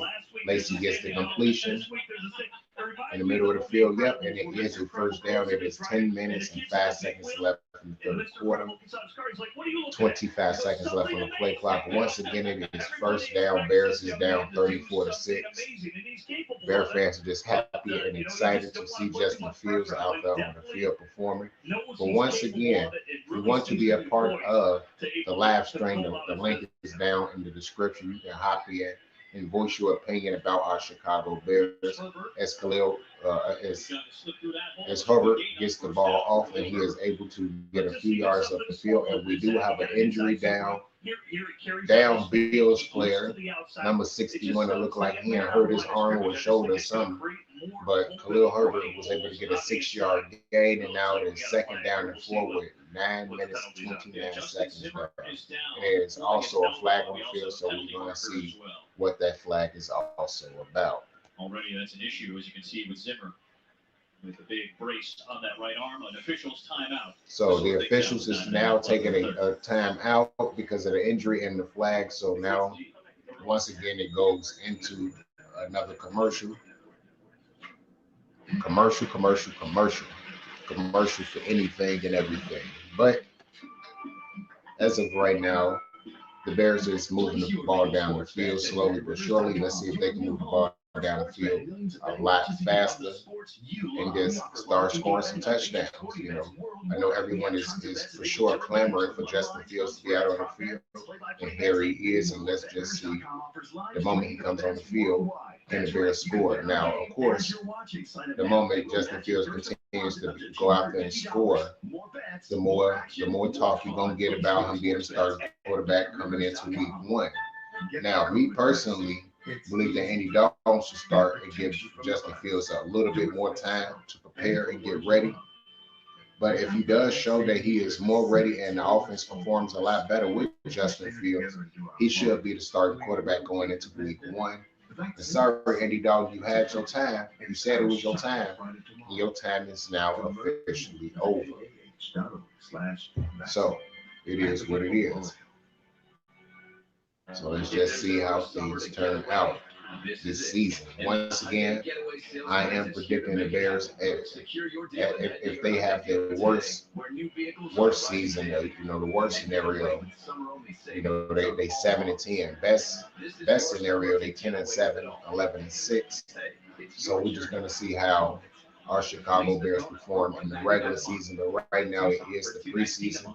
And once again, welcome to the live stream. I am Jonah Pittman. This is a sports reaction for our Chicago Bears playing the Buffalo Bills, and they are down once again 34-6. So just continue to tune into the live stream and know everything that is going on with our Chicago Bears, who right now getting their ass smoked. Here's the crackback block on Chris Lacey right here. He comes but it was a crackback block, and that must be the reason why they caught that flag. In the NFL, and this goes back a long time with Hines Ward, but now going low. is a big part of it as well. Yeah, so you guys are So probably flag on the Bears. familiar with the term tackle box. That is Let's see essentially where to the they are tight end located. box. Set first That and is a low 22 block is a by 15-yard either the penalty. defense or the offense occurs within the tight end box. That is going to be a penalty as of this year. They want to cut out Ball was low snapped. blocks that are more Justin dangerous Fields looking on to both try to sides of the find field. somebody open. Justin Fields still can't find nobody open. Justin Fields able to get up the field. He goes down and he slides. And he gets a positive gain. Now it's second down for the Bears. Bourne is now out on the field. Okay, good. It's good to see Larry Bourne back out on the field after being on the pup list. We have another injured Bill. And it is 9 minutes and 1 second left on the clock. Navigation of the sideline. It's smart. Now look at the tight footwork there to get upfield. It's showing a replay of Justin Fields showing his escapability out there. And he was able to get a healthy 6-yard gain, and it is now 2nd and 16 for the Chicago Bears. But yet again, we have an injured Bill who I don't know if it's a cramp or what. So I don't know exactly what's going on. But as of right now, that is what is causing the delay for the Chicago Bears right now. Because even though Fields is a bigger quarterback, Russell, to me, is probably the savviest to doing it. And you want to know what backs it So I up? see He's never exactly missed how a it is. practice, and he's never missed a game. Still to this day, after a decade in the But league. you watch him, he's conscious of it. He'll get out of bounds. He'll slide. He knows when he's Still got injury a timeout right now, situation so where he's gotta get it, but it's right still there, a his delay first down, because the Fields, Bears smart play. I and think the he's Bills have a he's player aware, down he's on the displaying field that for everybody. being injured. 9 minutes to play in the third here. We So will it's still 9 minutes close to play in this the one third. out today. It's still Chicago second down and Bears will hit the 16. road to close out the Still 30 preseason seconds left on the next play week clock, so we're against just the waiting Tennessee on Titans. for them to get the Bills player, and then the Bears will be ready to play in a From minute. Nashville, Tennessee, 6 p.m. Central Time. Kickoff. We'll get all the action right here on Fox 32 Chicago. All they can do right now is just continue to show up the telecast until they're able to come back. So as of right now, once again, okay, before I receive a set, ball is snapped, Justin Fields throws it deep down the field, and Riley Ridley was not able to come down with the ball. Was in coverage. Third down and long coming up for the Bears. So now it's third down and 16, 8 minutes and 45 seconds left in the third quarter. I think you got to get two hands out there. Let me see if he gets armbarred. Yeah, his left arm gets a little armbar. Maybe they could have called that potentially, but that's a nice throw. No, they couldn't potentially call that, Jim Miller. That was excellent coverage. But third down and 16, Bears is in there. 4 wide receivers set, 3 wide receivers sitting on the side, 1 tight end. Running back in the backfield, ball is snapped. Justin Fields gets the ball off, but he throws it real low and down to the feet. And now it's 4th and 16. The Bears go 3 and out with 8 minutes and 41 seconds left on the game in the third quarter, and they're getting ready to punt the football. Talking about the previous moment with the Riley Ridley. So let's see exactly how it's going to be Yeah, I think they were with the looking for a punt. flag on that play, and even on the last play, where The punter is Pat O'Donnell. I'm thinking he might have gotten hit by that ball. I don't know who the returner is for the Bills, number 5. His right elbow just got nicked by the defensive lineman running past him. So, okay. The punt is getting ready to be off. The punt is off by O'Donnell. Excellent punt. Directed towards the sideline. Stevenson got it off, and Stevenson once again able to break free. And he out there in the open field. Only Pat O'Donnell to beat. And Marquez Stevenson takes it to the house for a 79-yard punt return touchdown. And the Buffalo Bills yet again score another touchdown, this time on special teams, and it is definitely starting to get ugly. The special teams coverage for the Bears is looking just very bad, and they just not able to make no plays whatsoever out there on the field, and they just look bad. As of right now, the Bears look terrible at every aspect of the game, and the Buffalo Bills just scored a touchdown on a 79-yard punt return. It is 8 minutes and 23 seconds left in the third quarter. So once they kick this extra point and score the extra point, then the score, of course, will change on the board. And right now they are up and ready to kick the extra point. If he were to make a roster, whether here or elsewhere, Let's see. he'd probably be in a slot, gadget back, punt return role. He will, because their receiving core is so The kick is up, well, they're going to have and a of course receiver to it give is in good. Buffalo. I really believe that. Now Buffalo Other is teams up will tap that roster. 41-6 on the Bears. 41-6. After being locked in that vault for years, we finally done it. 41. Dr. Pepper, zero sugar. So is this why That's you what never the text score me? is, people. There's not a typo. Oh, it's perfect. No, Is this the there's really 41-6 in the preseason game. While all engineers Yes. earn their degrees in school, That's how ours are- good the Bills look, and that's how horrible and incompetent the Bears look this week. Now that just tell you how bad the Miami Dolphins is. That the Bears go from looking phenomenal in the first preseason game to looking like, come on, man, come on now. Chicago definitely have a lot of aspects to improve on a lot of things. And the main thing that all football teams should be good at, hands down, which is a shame that they're not, and that should be special teams.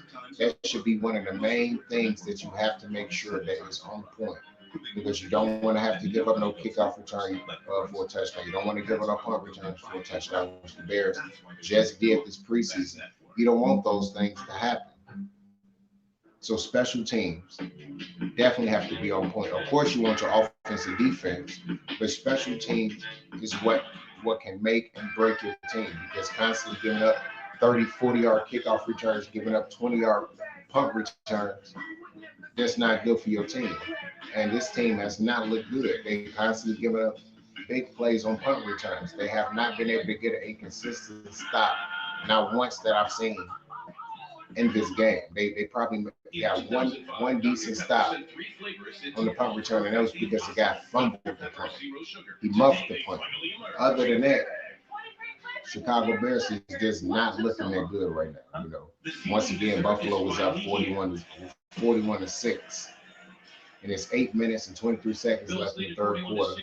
It is a full crowd in Chicago, and it's just not looking good at all for our Chicago Bears. Not looking good. Experiences and items like Scout School at Hallis Hall, or this is going to be something that will interest you, a VIP game day package for the whole. Just got a message from a fellow Bear fan. His name is Mike. You know, shout out to you, man. Yeah. Trubisky ain't fucking around. He played like it was a playoff game. He definitely did. You know, and Buffalo gave him a chance, you know, to throw the ball constantly. So then that they can definitely see exactly how he getting down out there. And he's doing it, man. He's doing it big time. And he's not playing with them. That's Newsom out of UNC. He is not playing with them.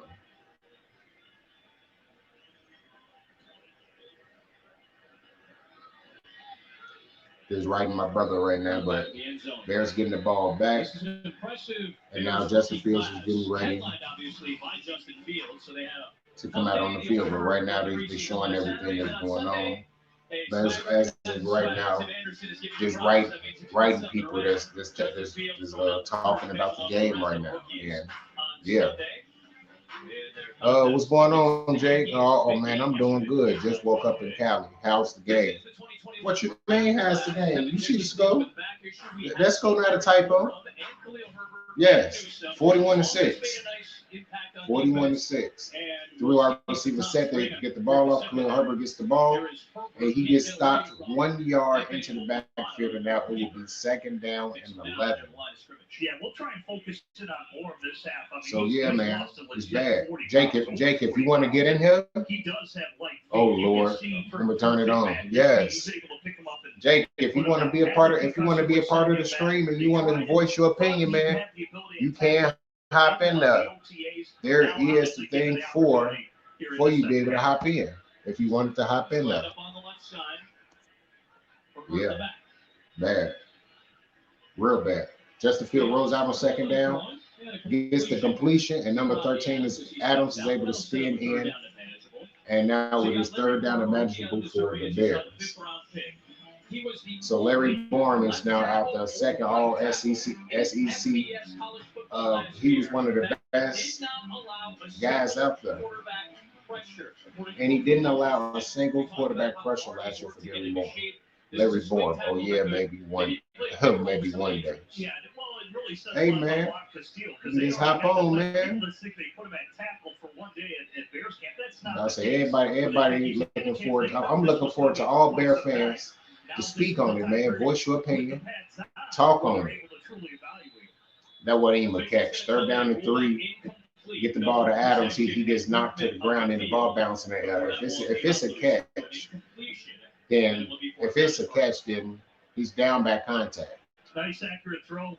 I don't know if he got in 2 steps. I thought he got 1 step in, not 2 for Adams. That again was Rashad Wildgoose. There's Bourne on the left side against Obama. Nice kick step. Get your hands Oh, inside bad. a little bit more. Get him inside. He's got some work to do. Bears There's looking no bad doubt out about there. Fourth down and 3. Okay, they're right. I'm about to say, it can't be a completion. 4 wide receiver set. Justin Fields looking for somebody to help him. Justin Fields out in the open field, and Justin Fields able to keep running, and he gets the first down for the Chicago Bears. It was 6 minutes and 55 seconds left in the third quarter. Justin Fields runs it and gets the first down. Last week in the post game, he said the game felt slow to me. Very rarely do you hear a rookie say that the game felt slow to me. When he plays at a different speed, he's probably the 4th fastest guy on the Chicago Bears, and that's a legit option every time he steps on the field, and he's going to make play with his legs. He just looks comfortable. Justin Fields finally made a play, but that was the second carry for 22 yards, first down. Play action play, and Justin Fields throws it deep down the field, and Jesse James, the former tight end Steeler, makes the deep catch down the field, and he continues to be the favorite target for every Chicago Bear. Jesse James is just looking good out there. He snuck out, excellent wheel route, and able to make the play. If he was able to keep his feet and able to keep on running, he probably runs it in for an easy touchdown. Period. But right now, Justin Fields is, yes, that was an excellent catch. So far, Justin Fields is 47 yards, no touchdowns, no picks. The Bears is moving the ball down the field, and it's a pitch play to Khalil Herbert. Khalil Herbert gets about 2 yards up the field, and they are now officially in the red zone. They were just a hair outside the red zone, but now they are officially in the red zone at the 18-yard line. Second down and 5 minutes and 18 seconds left in the third quarter. So once again, because Justin Fields is moving the ball down the field and everything is looking a lot better for the offense, it's going to be even more clamoring for him to be the starting quarterback. So Jake, what do you think? Do you think Justin Fields should be the starting quarterback, or do you think Andy Dalton should be the starting quarterback? But Fields rolls to his left, he break out again, and he gets another first down for the Chicago Bears and goes out of bounds with 4 minutes and 53 seconds left in the third quarter. First down yet again. He is able to break free easily. It don't even look like he was even running full speed, like he was almost jogging down the field. Just put so many stresses on your defense, and it's a learning moment for all right, bro, all love, but your screen is a bit ahead, so I'm going to pause it for 10 seconds and rejoin. Hey, man, do your thing, bro, do your thing. I know when you see it, you like, wait, what are you talking about? Do you see it happen? Roll out from Justin Fields. Do we get the ball off? Do we throw the ball away? I don't know why would Fields throw that ball like that. You got to throw that ball away, throw it high and away, Justin. But that is what rookies do. They tend to try to do goofy shit like that. That was one of the few true rookie mistakes that Justin Fields was able to do. Okay, let's see. Andy Dalton for now, but even if he starts doing good, and the team is not doing well, I will put Justin in. Exactly. You know, as of right now, Andy Dalton, he threw a touchdown. He threw a pick today. Oh, wow. Stop in the backfield on second down. A loss of 3 yards. 2-3 yards for the Bears. Third down coming up. But yeah, Andy Dalton, he was like 11 of 16 for 142 yards. He threw a 73-yard touchdown early in the game, but then ended up throwing an interception in the middle of the field because the receiver fell down. Andy Dalton is more of an anticipation quarterback, so he anticipated the receiver to be open, which he would have been, but he fell down, and the defender for the Bills was able to get an easy pick. I'm talking about right to him, no pressure, no nothing, and that's how that turned out for him. But it's third down, empty set play. Justin Fields throws the ball down the field to the back of the end zone and incomplete to Jesse James, but that was an excellent spot to football. I think Rodney Adams will make the team as a fourth or fifth wide receiver. Yes, I do too, because he's been excellent throughout his entire preseason. He's made constant plays. He made excellent catches. He made an excellent catch last week against Miami, catching the ball off the guy's helmet, and then he was able to do it again. You got it. It was early. It was early in the game. Andy Dalton threw the ball about 50 yards down the field. Adams was able to catch the ball off the guy's helmet. The guy falls down, and Adams runs the last like 20 yards down the field for a touchdown. He did a catch like that last week, catching the ball almost off the guy's helmet and bringing it in, and able to run a few yards down the field before he was able to get stopped. So yeah, he was definitely able to make a lot of plays. So I'm hoping that Rodney Adams can make the team, because he's one of those guys that can definitely contribute on offense when he has to come in. A high-ass throw, that's what it was. A high-ass throw, you know. Justin Fields don't want to throw no pick, so if it's not there, he going to throw it away. He don't want to be known as the quarterback that threw a pick. He going to leave that up to Andy Dalton so that everybody can say negative shit about Dalton. He know what he's doing. If that play not there, he going to throw it high. He did exactly what he's supposed to do. He threw that ball up high. Yeah, it's a turnover on downs, but it's not an interception. So Justin Fields can take that all day. Like, no, you ain't talking shit about me. Talk about Andy Dalton and how he threw that pick, but you ain't gonna talk about how I threw a pick. So that's why he did that. But yeah, so far, even though the Bears did not get the touchdown, they was moving the ball pretty damn well. So yeah, it's gonna be more clamoring. Other Bear fans that is in the chat, tell me what you think about the Bears' performance so far and the performance of Justin Fields, even though he only been out there a few drives.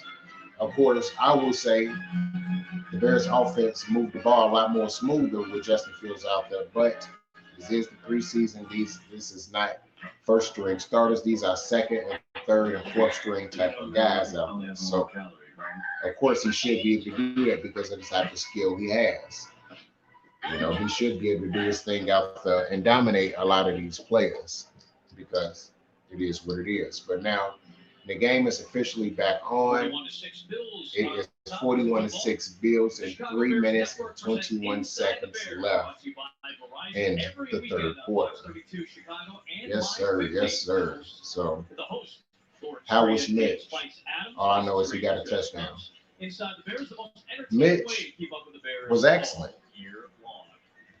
Mitch played exactly like Mitch played in Chicago in 2018 because they went with everything that he does right, and they had him looking like a goddamn dog out there. They had Mitchell Trubisky looking like playoff Trubisky in 2018 when he led the Bears down the field to get that touchdown at the end towards the end of the game. And also, get that field goal towards the end of the game and was making plays out there.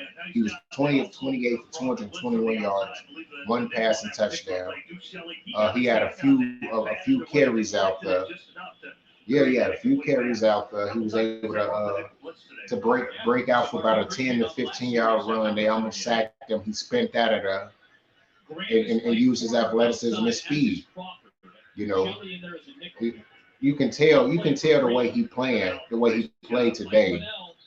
It wasn't all that pressure on him like it was with the Bears. You know, everyone. Yeah, I know Jake Fromm and Justin Fields. I know people wanted to see him versus Trubisky, but it's basically still is him versus Trubisky because they're gonna get an opportunity to see exactly how he operates compared to Trubisky. Now, if he don't have as good as a game as Trubisky, there's gonna be another thing everyone gonna talk about: how well Trubisky played and how terrible. Oh wow, how terrible this Bears overall have played. And Jake Fromm just went ahead and ran for a first down, but there's a flag on the play and there's a holding call against the offense. Number 64, and it is 2 minutes and 39 seconds left in the third quarter. And that was a backup center. They were old Georgia teammates. Oh, okay. Didn't know that. I didn't know that. But yeah, so far, Trubisky looked good out there. Looked excellent.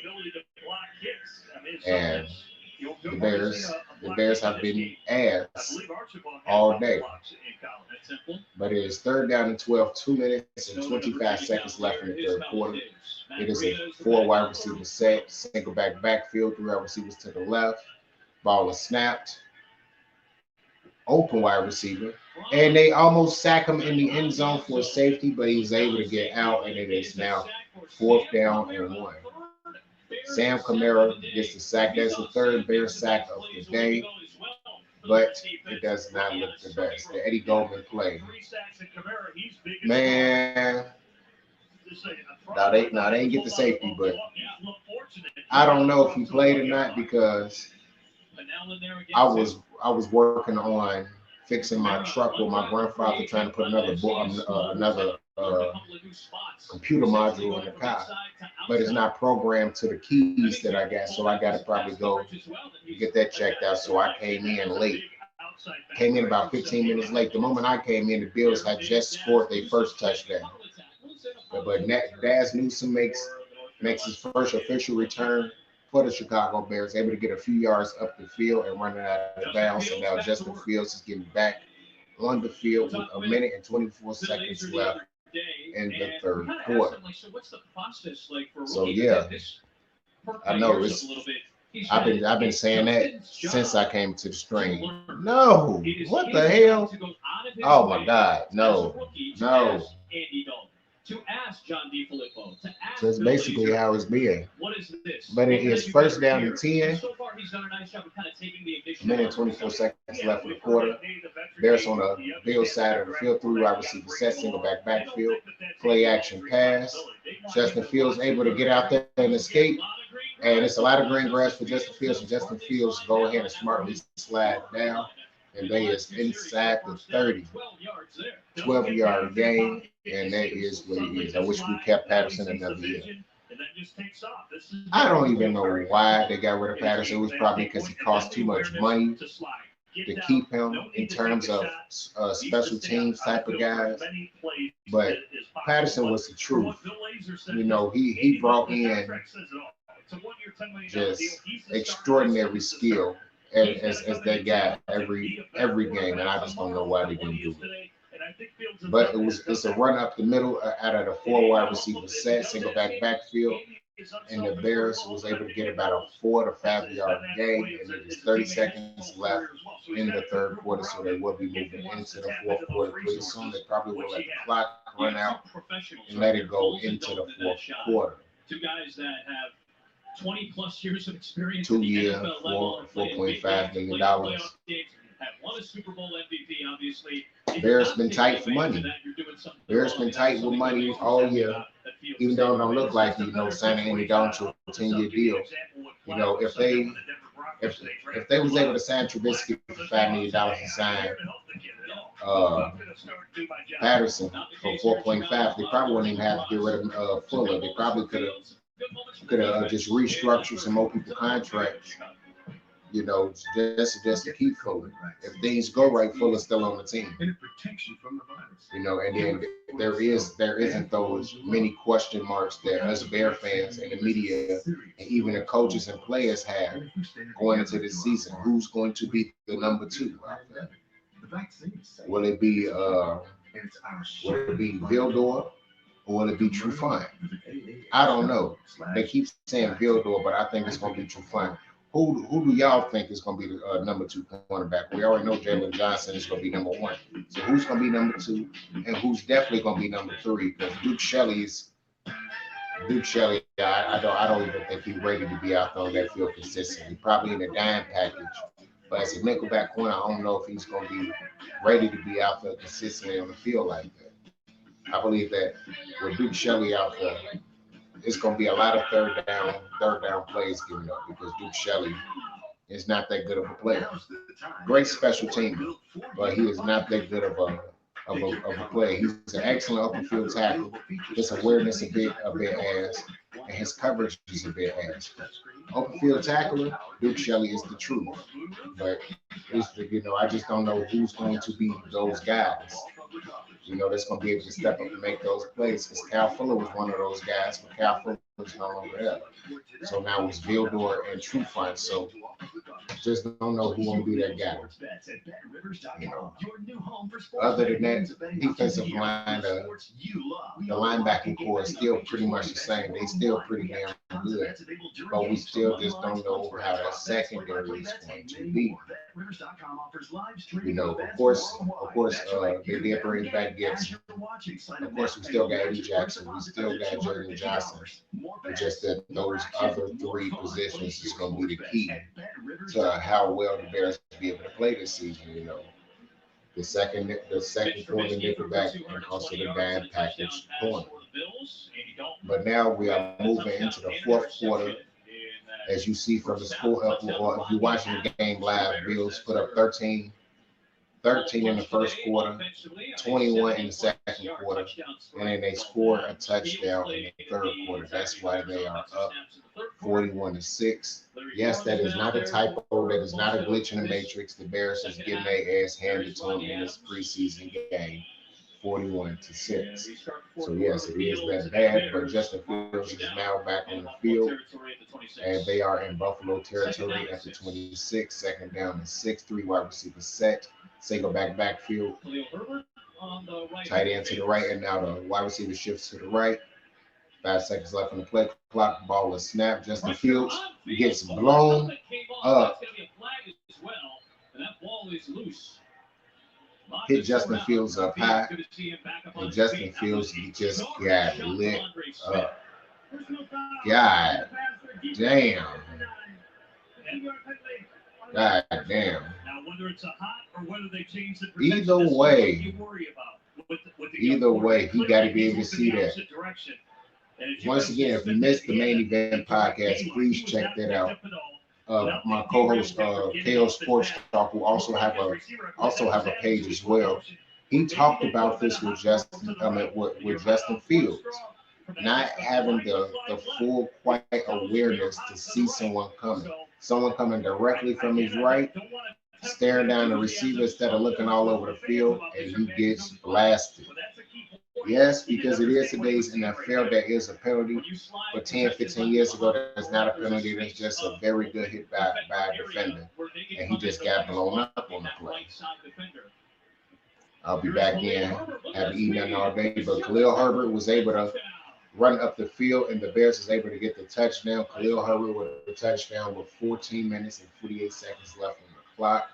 They wasn't the same type of set. It was a quick draw halfback play, and Khalil Herbert was able to break the tackle and run in for an easy touchdown for the Chicago Bears. I haven't eaten the whole day. Shit, what the hell have you been doing? You ain't going to sleep until about 5 in the morning? But now the Bears is going for the 2-point conversion. 3 wide receivers set, 2 wide receivers to the right. Ball was snapped. Fields almost gets sacked, throws the ball in the back of the end zone, and They do not get the 2-point conversion. Their second score. Good maneuvering by Herbert. So Herbert gets a touchdown after the penalty against the Buffalo Bills, and now the Bears is up, well, down. Now Buffalo Bills still up, but the Bears is now down 41-12. So the Bears do get back on the board. Let's see if Justin Fields can provide the Bears with another score. Now, if the Bears is able to provide, get another score with Justin Fields, yet again, you're going to hear all the talk. You're going to hear all the noise. You're going to hear everything. Justin Fields needs to be the starter, yada, yada, yada. You're going to hear all of it. But it is what it is, man. Chicago Bears is just going to have to get that together. I know I keep messing with the light, using my light to be a lot better, but there we go. There we go. But yes, if you just coming into the screen, Chicago Bears did just score, but they did not score the 2-point conversion. Chicago Bears is down 41-12 against the Buffalo Bills. If you just tuning in, you haven't catch the game in the first half. Mr. Trubisky tuned the Bears' ass right up. He was 20 of 28 for 221 yards in the first half, 1 touchdown. He did look very good out there. The Buffalo Bills used every strength that Trubisky had, from his athleticism to his legs and all the above, and he was able to get down the field. He did break free in the open field for a good 10 to 15 yard gain, avoiding sack, using his athleticism. And then, of course, by that time, the Bills had shredded the Bears, but Andy Dalton did throw a 73-yard touchdown pass in the first half to Rodney Adams. And then right after that, of course, the Bills scored on a 79-yard punt return, and then, of course, the Bears go right back down the field with Justin Fields and score another touchdown. And now the Bears football is back. 14 minutes and 48 seconds left in the first half. I mean, in the second half. Sorry about that. In the fourth quarter, and now the Bears is getting ready to kick the ball off. So we're just going to see exactly how they're going to play. Not all the starters did play for the Bears today. I did not see a David Montgomery site, and I saw mainly Damian Williams, of course.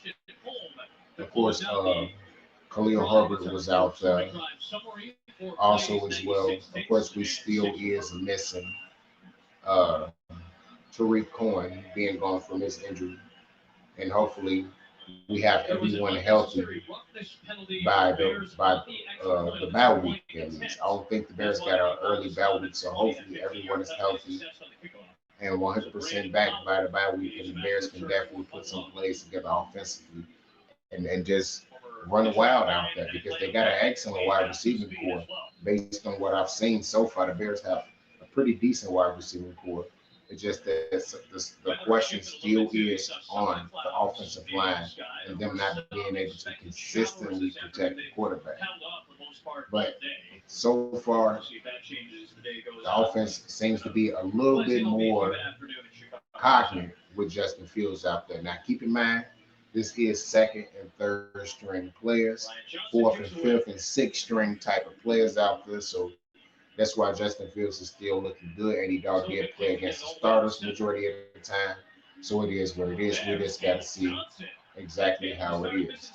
But on the kickoff return, number 92, Johnson for the Chicago Bears, came in and got a tackle without tackling the guy. He literally just came in and blew up the wide receiver into the kick returner and caused them both to get knocked down to the floor. So they called it an automatic stop and a tackle. Johnson last week had 5 tackles and 2 tackles for a loss. He is an undrafted 2021 free agent for the Chicago Bears. And now it looks like the Bills have a new quarterback in, number 7, and they is in an empty set backfield, 5 wide receiver set.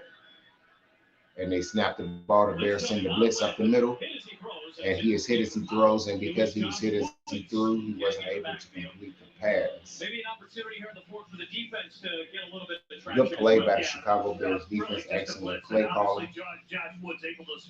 Josh Woods able to come in and make the excellent open field quarterback hit, which caused him to throw the ball on the ground and caused a second down and 10. And now it is 14 minutes, 38 seconds left in the fourth quarter.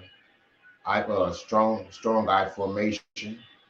Running back runs it up the field, and they stop him after a half of a yard gain. So they probably just consider that 1 yard gain, and it is now third down for the Buffalo Bills. 14 minutes and 20 seconds left in the fourth quarter. 25 seconds left on the play clock. So let's see if the Bears once again can get another stop. Western Illinois stand out, Peoria native. Once again, third down and 10. 14 minutes left in the game. It is once again a 4 wide receiver set, single backfield, 3 to the right. Ball is snapped. Pressure getting to the quarterback. Quarterback gets it off, and it is intercepted by Thomas Graham Jr. Thomas Graham running the football now. He's showing his skills, and he's still running, keep running, and he is in for the touchdown. But once again, they did say down by contact, but I don't think that he was down. They said incomplete, and now that it's fourth down. Let's see if it wasn't a possession. Oh, yeah. Yeah, that's an incomplete pass. Nice job undercutting Duke Williams right there. Yeah, Duke's kind of falling away. He did make a good play, but yeah, that's an incomplete pass. For Graham to step in front of it. So nice heading play. It looked good out there for a second. But yeah, excellent play by Thomas Graham Jr. He could possibly be our starting nickelback, especially if Duke Shelley out there playing ass like that and Graham able to make some plays. But it's now fourth down and 10, 13 minutes and 43 seconds left in the fourth quarter. Daz Newsome back to receive the punt. The punt is off. Daz Newsome get the ball back, and now he is out there looking for an opening, and there is no opening, and he gets stopped just a few yards up the field. And once again, the Bears offense is able to get the ball back again, and Justin Fields once again is getting ready to go back out the 13 minutes, 31 seconds left in the fourth quarter. Of course, the Bears go on commercial, and they will be back very soon. Once again, tune in to the Main Event Podcast, the Jonah Pitney Podcast as well, and tune in to just my sports reactions every week of this Bears season. I will be doing pre-game, post-game, and also a halftime show as well. We'll be doing the Jonah Pitney Podcast throughout the season when I do my own entity, my own show, and also tune into the Main Event Podcast that is with me and also my co-host, KL Sports Talk, Kofi O'Henry. Make sure to tune into his page as well. Check him out as well and just tune right in. So let's see exactly what is going on in the other streams. Tuning in to YouTuber, he calls himself Sub-Zero Butters. He's talking about the Chicago Bears, but he is also talking to one of his guys, Raider Nick, who is of course, a Raiders fan.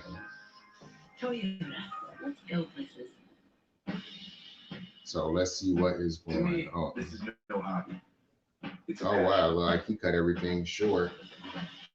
You want people to see. Guess he was too upset at what's going on with the Chicago Bears because everyone, I'm pretty sure, was talking cash shit to him and pretty much every Bear fan that they can, because the Bears is getting throttled 41-12. But once again, like I said, it was preseason. Not all the starters was out there. They did have plenty of starters out there, but they didn't have all the starters out there playing. And they just didn't, and they looked very disinterested in this game. They didn't look like they really wanted to play. The anticipation, everything was just off today. They still was able to score 2 touchdowns, but their defense giving up that many plays, offense giving up fumbles and everything else. That just did not look good. It is not a good look for our team right now.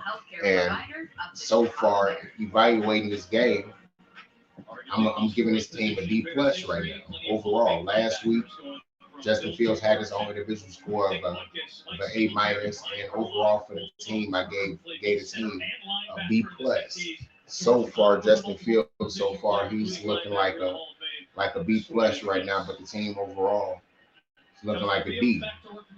But it is a single backfield, 4 wide receiver set.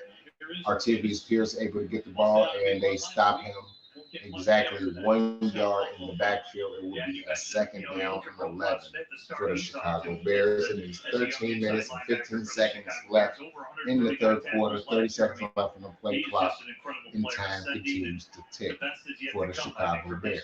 And more depth at that position again. We've been talking about Ogletree battling for a spot, Woods. So once again, second down 11, 13 minutes left in the game. Let's see what formation the Bears is officially in. 4 wide receivers set, single backfield. Justin Fields throws the ball deep, and Javay Johnson makes the catch, number 86, and the Bears get a first down. It was evidently a cover 2 set for the Bills defense, and Fields able to get the ball out the field quick in between the wide receiver and the safety, and he was able, oh wow. They better hurry up because they can challenge that as a drop. That was possibly a drop on the field. Yep. Well, I saw it, so I know the Bears saw it. Of course, it's a good challenge. Maybe the ball, while it was near the shoulder of Johnson, it's not a catch. Second, it will be third down on 11. That's an easy challenge. Easy. Couldn't hold on to the ball. He got hit a little bit. Ball still moving. Still moving. Yeah. Yeah, it's gonna be overtime. Yeah, it's overtime. The ball twisted and turning all in his goddamn hand. So is this why you never text? Twisted and turning. It's over with. Oh, it's perfect. He's just the guy. The zero you deserve is finally here. At CDW, we get your IT staff has to be ready to take on new challenges. Yeah, that's why we built an office obstacle course. Prepare our people for anything. You're late. So as of right now, of course, it is 41-12 Buffalo Bills. About 12 minutes and some change left in the fourth quarter so far. Chicago Bears is just. Oh, if you want coffee, you gotta get past it is what it is. You know, I expect this to happen in preseason games. Hopefully, this does not turn into a current affair throughout the entire season. Because if it does, the Bears will finish the season 5-12 easily. If they play like this throughout the season, oh, they definitely get their ass whooped. They definitely get their ass whooped, Bear fans. I don't care what nobody says. If they play like this throughout the season, okay, whooping. Straight whooping. That's what it's gonna be. Ain't gonna be nothing else extra to it. It's gonna be a straight whooping. So just understand that all the way through. So let's just see exactly what else is going to be going on here. Choose the coverage that's been trusted for over 80 years. But yes, Chicago Bears is down. More freedom, more peace of mind for those moments ahead. It's time to discover the benefit of blue through it all. They're just getting smoked right now. What's happening? They're getting smoked. Maybe it's a good thing I did come in on the play. Try to get my so then I won't be so irritated by looking at what I'm looking at with them looking so asinine right now. Broadcast is copyrighted by NFL Productions for the private use of our audience. Bears football is getting ready to come right back after this last commercial of the NFL. Let's see exactly how they operate. Indeed, it was a successful challenge from Sean McDermott. Of course it was a successful challenge. It's an easy challenge to make. I hope they're not that incompetent. But anyways, it's third down and 11. 12 minutes and 48 seconds left in the fourth quarter. 15 seconds left on the play clock. Movement off the left side. Larry Ford is on that side along with Wow. Arlington Hambright. False start. Hambright with a new number this week because Jason Peters, the veteran. I don't know if they was impeded into it, but it looked like a false start. I love that when the offensive line points at the defensive line.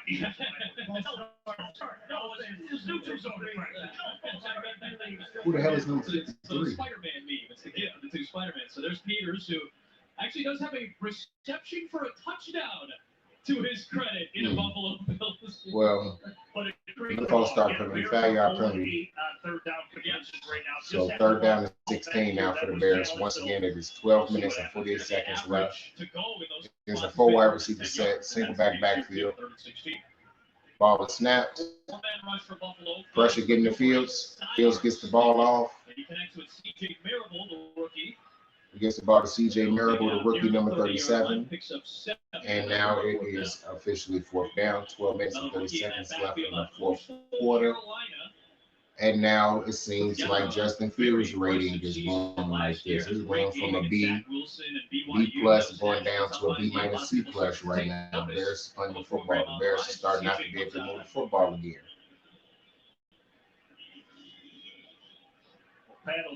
Pat O'Donnell's getting ready to play. I know his leg got to be tied.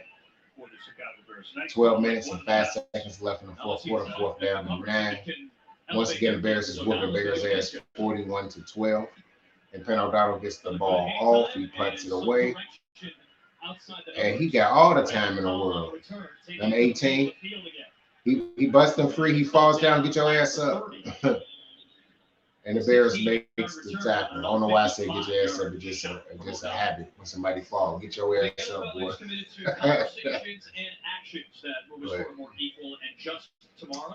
Yeah, another good return by the Buffalo Bills. Bears special teams is looking. They're looking very withered. They're looking very withered out there. They're not looking good. This team is not looking good overall. Special teams needs to be completely revamped, especially on the punt return. It should not always be a punt returner getting 15, 20 yards on the field. It should not be the case. But anyways, Bills back on the field, 4 wide receivers set, tight end close, single backfield. They run a screen pass to number 18, and he's able to get a few yards still up the field, gets about a 3-4 yard gain. And it will be second down with 11 minutes and 30 seconds left in the fourth quarter. And 28 seconds left on the play clock as the Buffalo Bills have the ball, and they are now moving the ball down the field on the 2nd and 5. And they are once again coming out in a 3. Now they're coming out 3 wide receiver set, tight end and running back is in the backfield. Another quick pass, quick screen pass to number 18, and he catches the ball and he gets now a 4-yard gain. It is now third down and 1 with 11 minutes left in the fourth quarter. Once again, Bills is up 41-12. And every time they show Sean Desai, he looks pissed off, and he should be, because your defense played like fucking high school. High school. Too many open receivers. Too much soft coverage. Too many open guys. Just looked bad out there. But now Buffalo Bills is in the I formation. Gets it to the fullback that yet again gets another first down.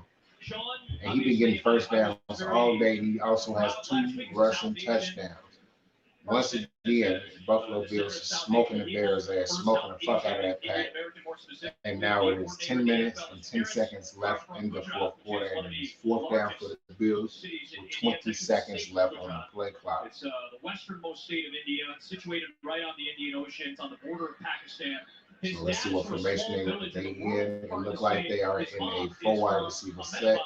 No, 2 wide receiver set, single backfield, play action pass. Number 7 looking for open man. He gets that open pass and an excellent catch by number 84 Becker.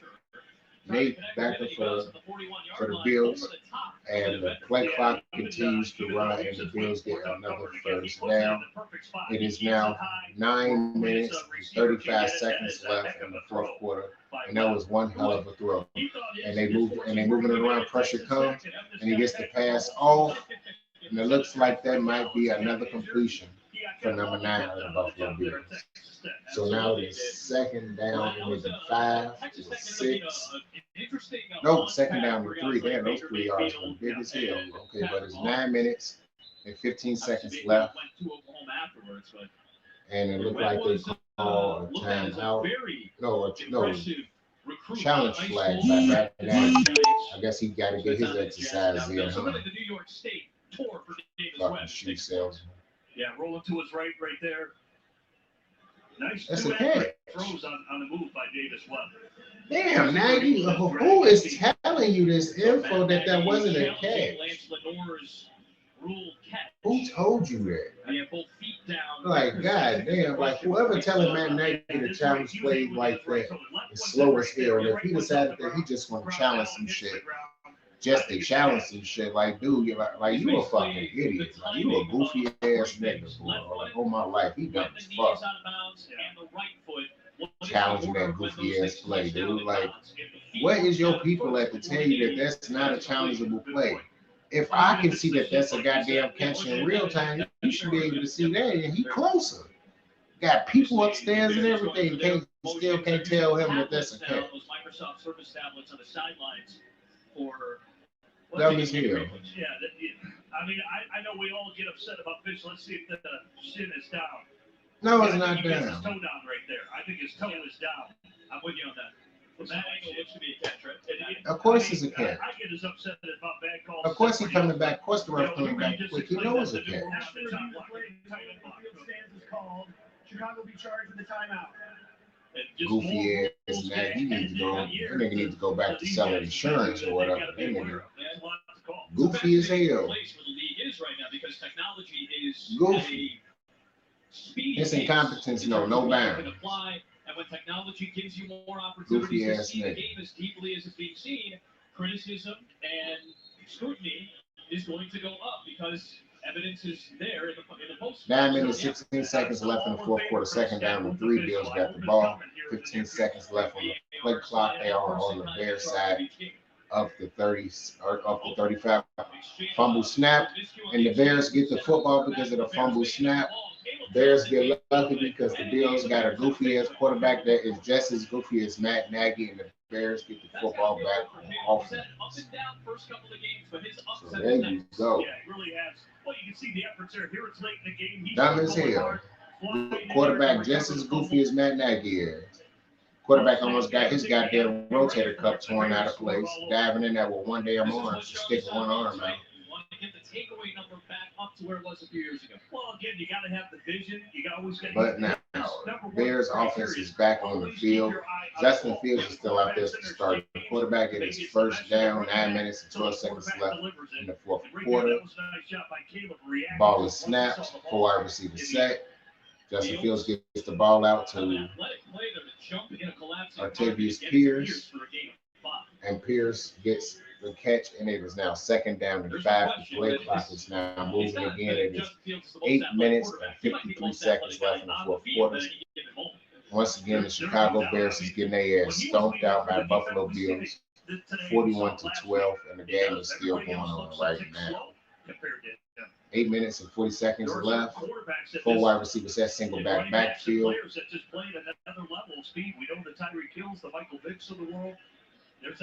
Justin Fields gets the ball out. Good catch. Who caught the ball? Dash Newsom with the catch, first down for the Chicago Bears. At least Justin Fields stood strong in the pocket. He almost got lit up on that play, but he was able to get it out pretty easily. And in the same formation, 4 wide receiver set, Justin Fields escaped from the pocket, most likely a face mask penalty, and another catch down the middle of the field to Artavius Pierce for a 5-6 yard penalty. So let's see what the flag is. With 8 minutes and 5 seconds left in the fourth quarter. Now I sit back and wait to be proven wrong. This is often the case. But on both those blitzes, he will stand in the pocket tall. Took DeAndre Smith hits, and then that time he saw the pressure coming and got rid of it clean. I mean, he easily, coach. Hey, I got a question for you. Well, he easily could have had rabbit feet in the pocket, much like Okay, since he's talking to Coach Matt Nagy to play, the penalty most likely is against Buffalo Bills. So for the people that didn't know that, if the ref is talking to the head coach, that means it's on them. Legal use of the hands to the face of the Bills of number 90. Automatic first down. So they'll spot the ball right at midfield, and it's 1st and 10. So now it is first down. Ball at midfield, getting ready to cross officially over to the Buffalo Bills territory. Really good front for Buffalo, though. Russo, a good addition. Obama's a good free agent pickup. Four wide receivers set. Tight end close. Ball snapped. Justin Fields almost gets sacked, but able to get the ball to Jesper Horsted that fumbles. We'll see what the ruling is if he was down, if it's an incompletion. I think Jesper Horsted was down. It looked like he was down on the play, and Justin Fields got popped. That's a concern. It will be Bears football, but Fields. Okay, it will be Bears football. Well, he had the groin earlier in the week, and you wonder if he aggravated. Well, let's see. Does the ball look like something? He's down. He's down. Yep, that's the right call. I would say he's down. Yeah, clear call. Field stays in. 4 wide receivers set. Timeout from Sean McDermott. Oh, okay. I thought so. I thought it was another goddamn. What happened with Justin Fields? He See, continues what to the live. hell? So what happened with This him? is him maneuvering on that last play. Took a hit from Boogie Basham. Okay, I see. His elbow fell into his goddamn hip. Boogie, a really good player. And when your elbow falls into your hip, that does not feel good. A bit of a grimace at the points. Some discomfort. It is uncomfortable. I don't feel good at all. Having that elbow fall into their hip somehow, like, yeah, damn, that hurt. Leg be sore as hell for the next 2 to 3 minutes before going. But it's second down and 1 for the Bears. 7 minutes and 35 seconds left in the fourth quarter. Much like the college playoff game versus pull-ups. Gosh, think of the guys that he had to go with one of the best. 3 wide receivers set, tight end in close, single backfield. They run the ball, which I expected just to make sure Justin Fields didn't get too hurt. But C.J. Merrill picks up the first down for the Chicago Bears and was able to hold on to the football. So now it's still, once again, it is first down for the Bears. 7 minutes and 15 seconds left in the fourth quarter. 25 seconds left in the play clock. 4 wide receivers set, single backfield. Fields gets the ball. John Bay Johnson, just run your ass up the field and get the first down, my nigga. I hate when people try to do too much. Just cut it up the field and get as many yards as you can. Illegal use of the hands to the face offense.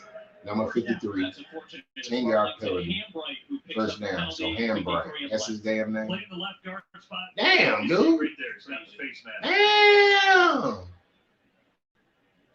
Right into the face, Justin Zimmer. These people crazy. He was trying to he tried to choke the man through his face mask.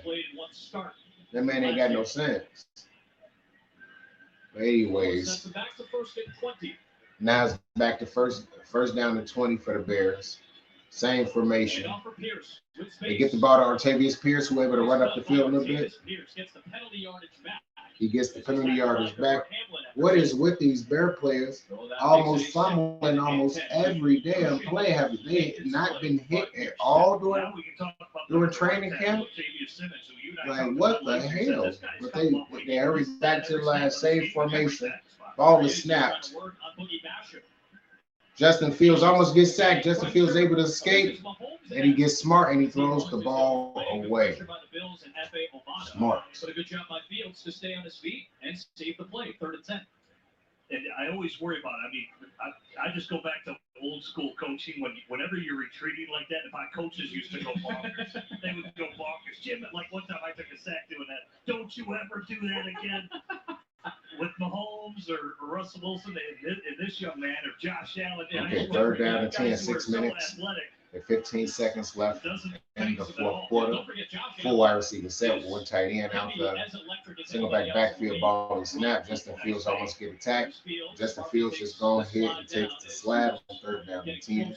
To the pressure. Tariq Thompson, the rookie. He did the smart thing and not get hurt out there. So clearly he's not running because he's still feeling that injury in his hip. Athletic Josh is. I think if he has 9 touchdowns this year, he will pass Cam Newton. Yes. For rushing touchdowns this early in his career. Yeah. This O-line is so awful. No good offensive line depth. No fire, no passion. All that good stuff. Hey, man.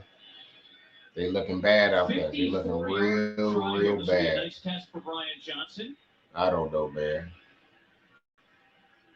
Nice job to handle. Excellent. Brian Johnson distance, and it's good. We got some good kickers this year. Pat O'Donnell, their low snap, got the laces out, and put it into a great spot. At least he got the laces out. At least they made another field goal, I guess. But Bears get on the board, and now they are down 41 to 15. 2 weeks in a row that Rodney Adams has made a really nice impact on the game. Last week had a couple of nice catches and a touchdown this week. Okay. Justin Fields just got rocked. Might as well sit him and put Foles in. Take your L. Yeah. Basically. That's basically what needs to happen right now, which I'm pretty sure they're gonna do. They wanted to give him a few things out there, but you know, because he had that little minor hip injury, you know, getting blasted twice now. Get him out of there. Just get him out of there. 5 minutes, 29 seconds left. There's no reason for him to actually take any more punishment. There's no reason for him to take any more punishment. So people, that is KO Sports Talk. There's him commenting. Once again, make sure you like and subscribe to his page. Go straight to his page. It is officially KO Sports Talk. Go to that. Check him out. He is also a fellow Bears fan, so make sure you tune into his page. Also tune into the Main Event Podcast. We started off slow with the podcast, but now we're trying to do it every Friday between 5 and 6 o'clock. So we're going to try to tune it in every Friday, and then we will separate it from our own pages and have it be its own separate entity, so that we'll talk about not only Bears football, but also more sports as well. So just make sure you tune in to that. Show him some love.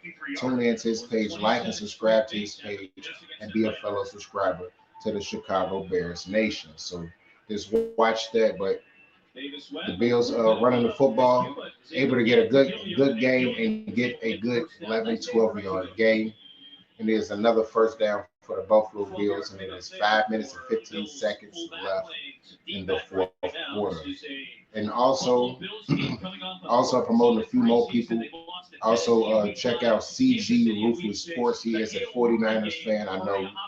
I know some people are like, why is you repping 49ers? No, I'm just promoting him. He promotes me every stream, every time I pop up. He gives me love. I have to give CG Ruthless Sports some love as well. He don't also just promote 49ers football. He also does WWE content as well. So if you are a WWE fan, he does also put that content out as well. He does got content every single day. It doesn't matter if he's at work or what. He makes sure his content get out there. So also subscribe to his page as well. So just make sure to tune into that, and also tune into the Jonah Pitney podcast that I have coming out every chance I get. Also be doing pre-game, halftime show, and post-game videos as well. So make sure to tune into all of that as well throughout the entire season. And just make sure you tune into Chicago Bears football. And the Bears is able to get it up the field again on a delayed handoff, and another 4 to 5 yard gain after the penalty, and and they was at second down and 14, but now they got about 4 or 5 yards back. So most likely it is third down and 10 or third down and 9 right now. Once again, the Buffalo Bills is still smacking up the Chicago Bears 41-15. Oh, he got more yards than I thought. Third down and 7, 3 minutes and 25 seconds left in the fourth quarter. Third down and 7. 4 wide receivers set, single back backfield. Quarterback ball is snapped. Quarterback got pressure on him, and he gets sacked, and the ball is loose. Get the ball. Did the Bears get the football, though? And the Bears gets the football. Number 92, Johnson, once again comes up with the fumble recovery. Number 92, Johnson, is liable to be one of those players to make the team because he's always around the football. But yet again, the Bears get their third or fourth sack of the game. Dunk, I think is what that was. That was more old school than Daryl Dawkins. Let me get it in there. Oh, you know, a little Chocolate Thunder reference for us there. I appreciate that, Jimmy. Almost missed out on getting the football, but the Bears was able to get the football back. Johnson on the spot with the slam. Yeah. One the hurdle. Yeah, that's a lot of sports right there. You got the hurdle and the dunk and the fumble recovery. So first down and 10, 3 minutes and 11 seconds left. Okay, Justin Fields is still in the game. I thought Nick Foles would be coming in, but I guess they want him to play the entire game. Empty setback. Nobody in the backfield for Justin Fields. Justin Fields gets sacked immediately. But luckily, it was not real bad. So Brandon Bryant is there. Now I'm also kind of sitting back and wondering how much. Now it is second down and 15, 2 minutes and 45 seconds left in the game. And even now, the commentators is wondering how much longer will Justin Fields be out there? How much more punishment do you allow him to take with the subpar offensive line, the subpar wide receiver group? So, ball is snapped. Justin Fields gets the ball out to Artavius Pierce, who makes the catch on second down and 15. Gets about a good, 2-3 yards, maybe 4-yard gain, and it's third down with 2 minutes and 15 seconds left, and it's going to keep going. So the Bears will allow the clock to run down to the 2-minute warning possibly, but it is third down 11. 5 seconds left. 4 wide receivers set. Oh, the ball is snappy for the 2-minute warning. And Fields gets the ball out, but the ball was behind his intended target just for Horsett. And it is fourth down and 11 for the Chicago Bears. 1 minute and 58 seconds left, entering into the 2-minute warning for our Chicago Bears. So yet again, this offense did not look good. Once again, let me post this so that people can see that Justin Fields be getting rocked.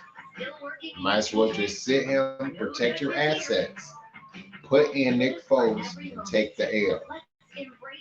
That's what they need to do. I know they ain't expect him to try to come in and score all them goddamn points. I know they didn't expect him to do that. Now he is responsible for the Bears scoring a touchdown. He is responsible for them getting 3 points. So he is responsible for the Bears scoring an additional 9 points to the points they scored early in the game with he's responsible for 10 points. So yes, they did score early in the game with Andy Dalton on that 73-yard touchdown, but ever since then, it's really been just real silent for the Bears. And also, yet again, Justin Fields scoring a touchdown, getting rocked twice on the same on 2 separate drives, on back-to-back drives, really getting rocked twice, suffering a minor injury. Remember, he already had a minor groin injury, so he already got a few injuries, slowing him down a little bit, so he's not able to run full speed exactly, but he's still able to be at least somewhat competent for the Chicago Bears. So one of the main things the Bears definitely has to improve on is getting that offensive line depth in order. the Bears have like some of the worst offensive line depth in the NFL. I think the only one who got possibly the worst depth at the offensive lineman gotta be the Texans. That's it. They gotta be the worst people right there. The Texans and the Bears don't know how to draft offensive linemen. Shit, they specialty is other positions, but it's definitely not offensive linemen, because if that was the case, they will always make sure to get the best lineman available, period. Now, everyone said that Tevin Jenkins should have been a first round pick, but based on the way he not been able to play, back tightness, not having surgery, looked like the Lions and everybody else that picked their lineman before him made the right decision, because Jenkins hurt and everybody else is still playing. Everyone else is 100% healthy, so it looked like everyone made the right decision.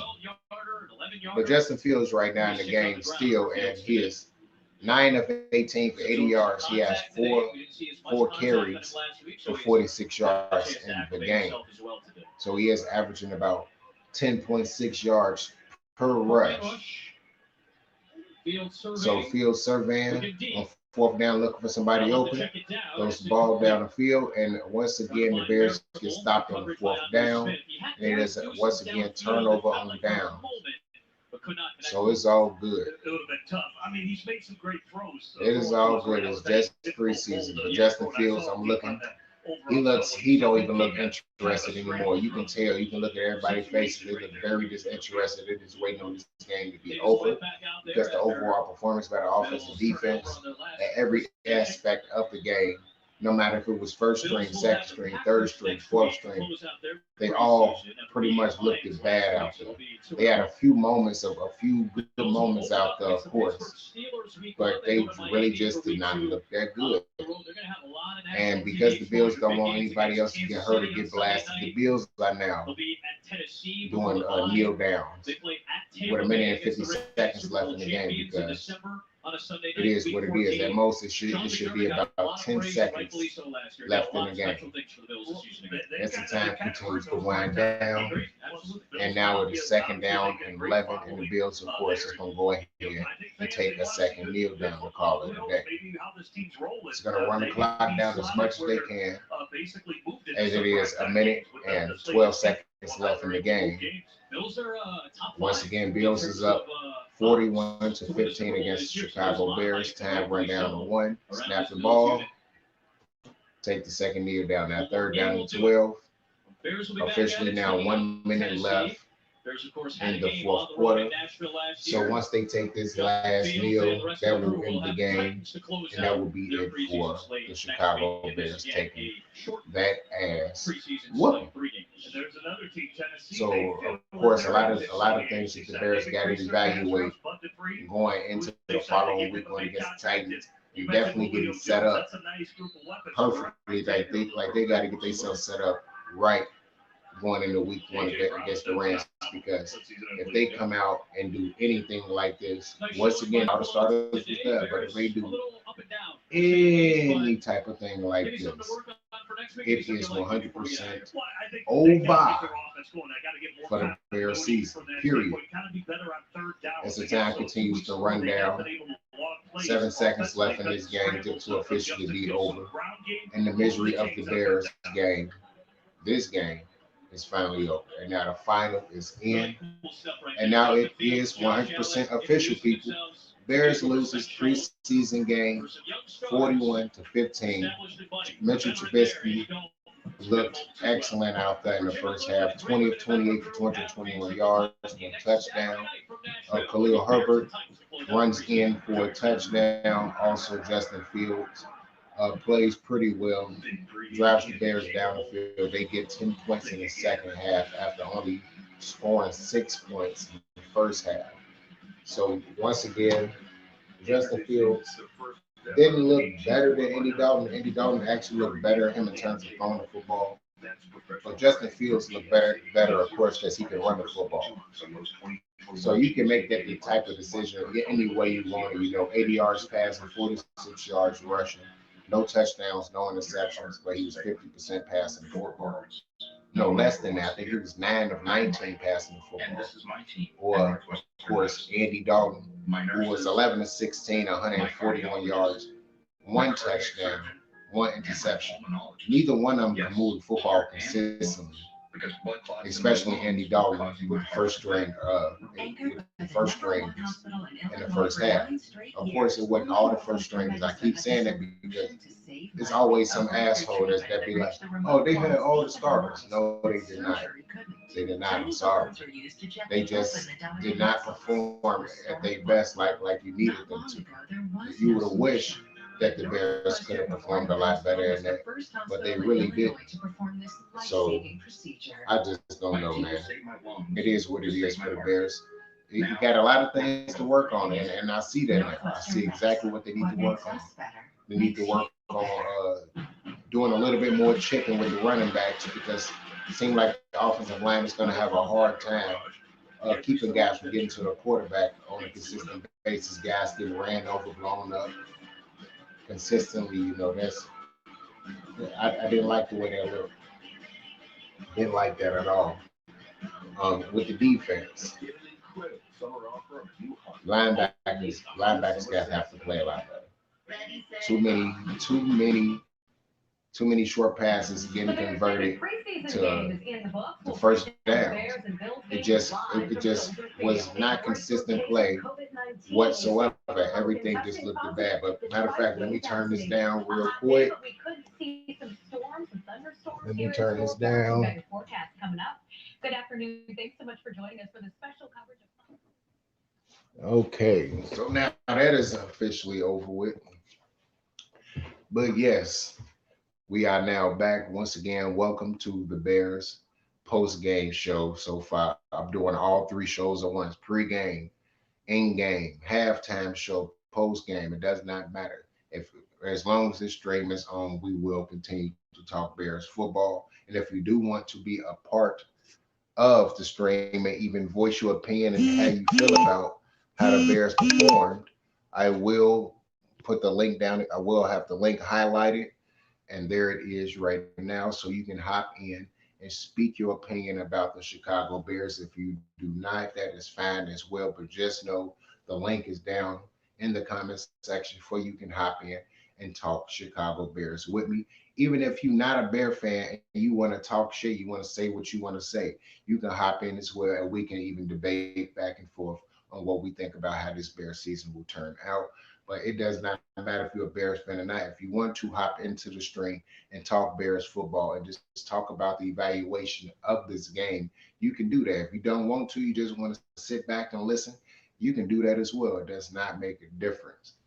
But just basically grading this team in this game specifically, it was a D. It was a D to a F. Some people might say it was a goddamn Z. It was bad. It was real bad overall. You know, players looked very disinterested early. Once the Bills start putting up points, they really didn't look interested. The only one who's actually putting on pressure consistently with the first half guys was Khalil Mack. Mario Edwards Jr. did get a sack. He ended up with 2 sacks in this game, 2 of the 4 sacks that the Bears had in this game. But the cornerbacks did not look good. The safeties did not look good. Open field tackling was bad. It's a lot of things that they have to clean up. Good thing there is preseason football this year, because that can help the team get more prepared, because that, of course, no one had preseason football, so everyone had to basically get themselves back in rhythm. But it did not look that good. And well, right now they were just showing highlights of Trubisky out there with his team. But as you see, as I see with the highlights, Mr. Trubisky throwing a touchdown pass, and guess who it was on? It was on Jalen Johnson. Jalen Johnson has to improve consistently. Now, of course, those type of plays will end up happening. Those plays will end up happening because you can't cover every damn body all the goddamn time. But like I said before, it just didn't look good. And the Bills destroyed the Bears. Now, of course, they had a few plays. Khalil Herbert had a rushing touchdown. When Justin Fields came out there, it had everybody excited because that's exactly what everyone came to the game to see. They came to the game to see Justin Fields play well, which he played okay, and they came to see how well will he do against Trubisky. As a comparison, well, you get your comparison. Trubisky still is a 50-start quarterback. Trubisky still did win 21 out of the 50, 29 out of the 50 games that was played. And he did do a lot of good things here in Chicago. It's just the simple fact that the media hated him, the fans hated him, and the only ones who liked him was his goddamn teammates. And a handful of Bear fans like me that actually like Trubisky. But other than that, man, it wasn't a lot going on for the Bears today. Trubisky played lights out. He in so many ways showed the reason why the Bears should have kept him. Once again, if you are a new listener, I do have a video. If you haven't possibly seen the video, it is called 4 Reasons Why the Chicago Bears should keep Trubisky. I did the video months ago when he was still with the Chicago Bears and the season was still going on. But those same things I said throughout the season still is very truthful to this day that Matt Nagy is indeed the problem for the Chicago Bears, and getting rid of him can make a big difference out there.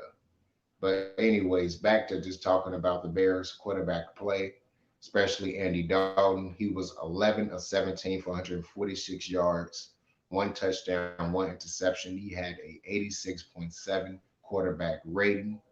And of course, the interception he did throw was resulting in the fact that the wide receiver did fall down to the ground. So that's why that happened. Of course, Justin Fields being, I think, either 9 of 18 or 9 of 19 for 80 yards, 4 carries for 46 yards, keeping the drive going on constantly. But man, it's just a lot of holes that the Bears have to fill up. One of the main ones I seen constantly was at cornerback.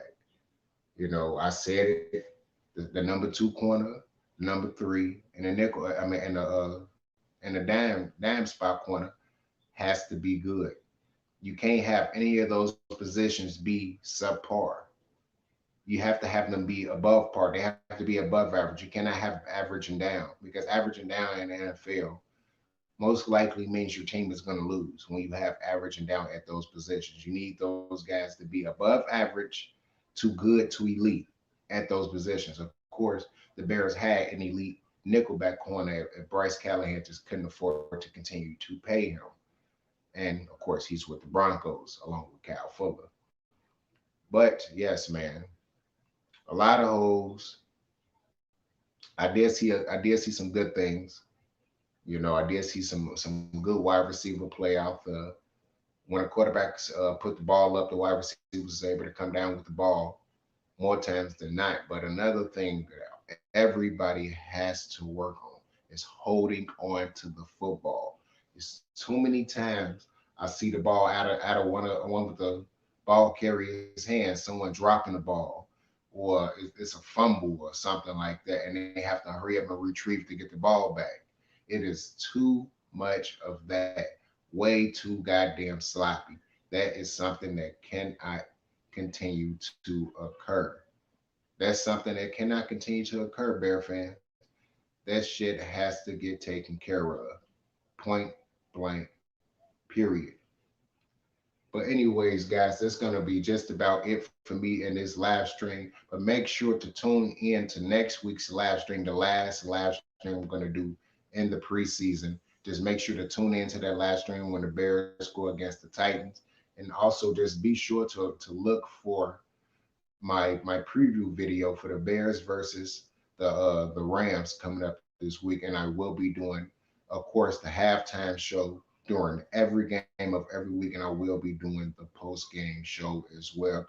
Though the pregame and the post game show will not be live streamed. Only the halftime show will be live streamed. Those two will be pre-recorded videos. So make sure to like and subscribe to this channel as well. Continue to like and subscribe to this channel. Like and subscribe to Chaos Sports channel as well. Just continue to tune in every week to the Main Event Podcast, the Jonah Pitney Podcast, and also the Jonah Pitney Sports Reactions as well. So just make sure you tune in to all of that, people. I enjoyed the stream. I enjoyed the Bears game, even though the Bears got their ass smoked today real bad.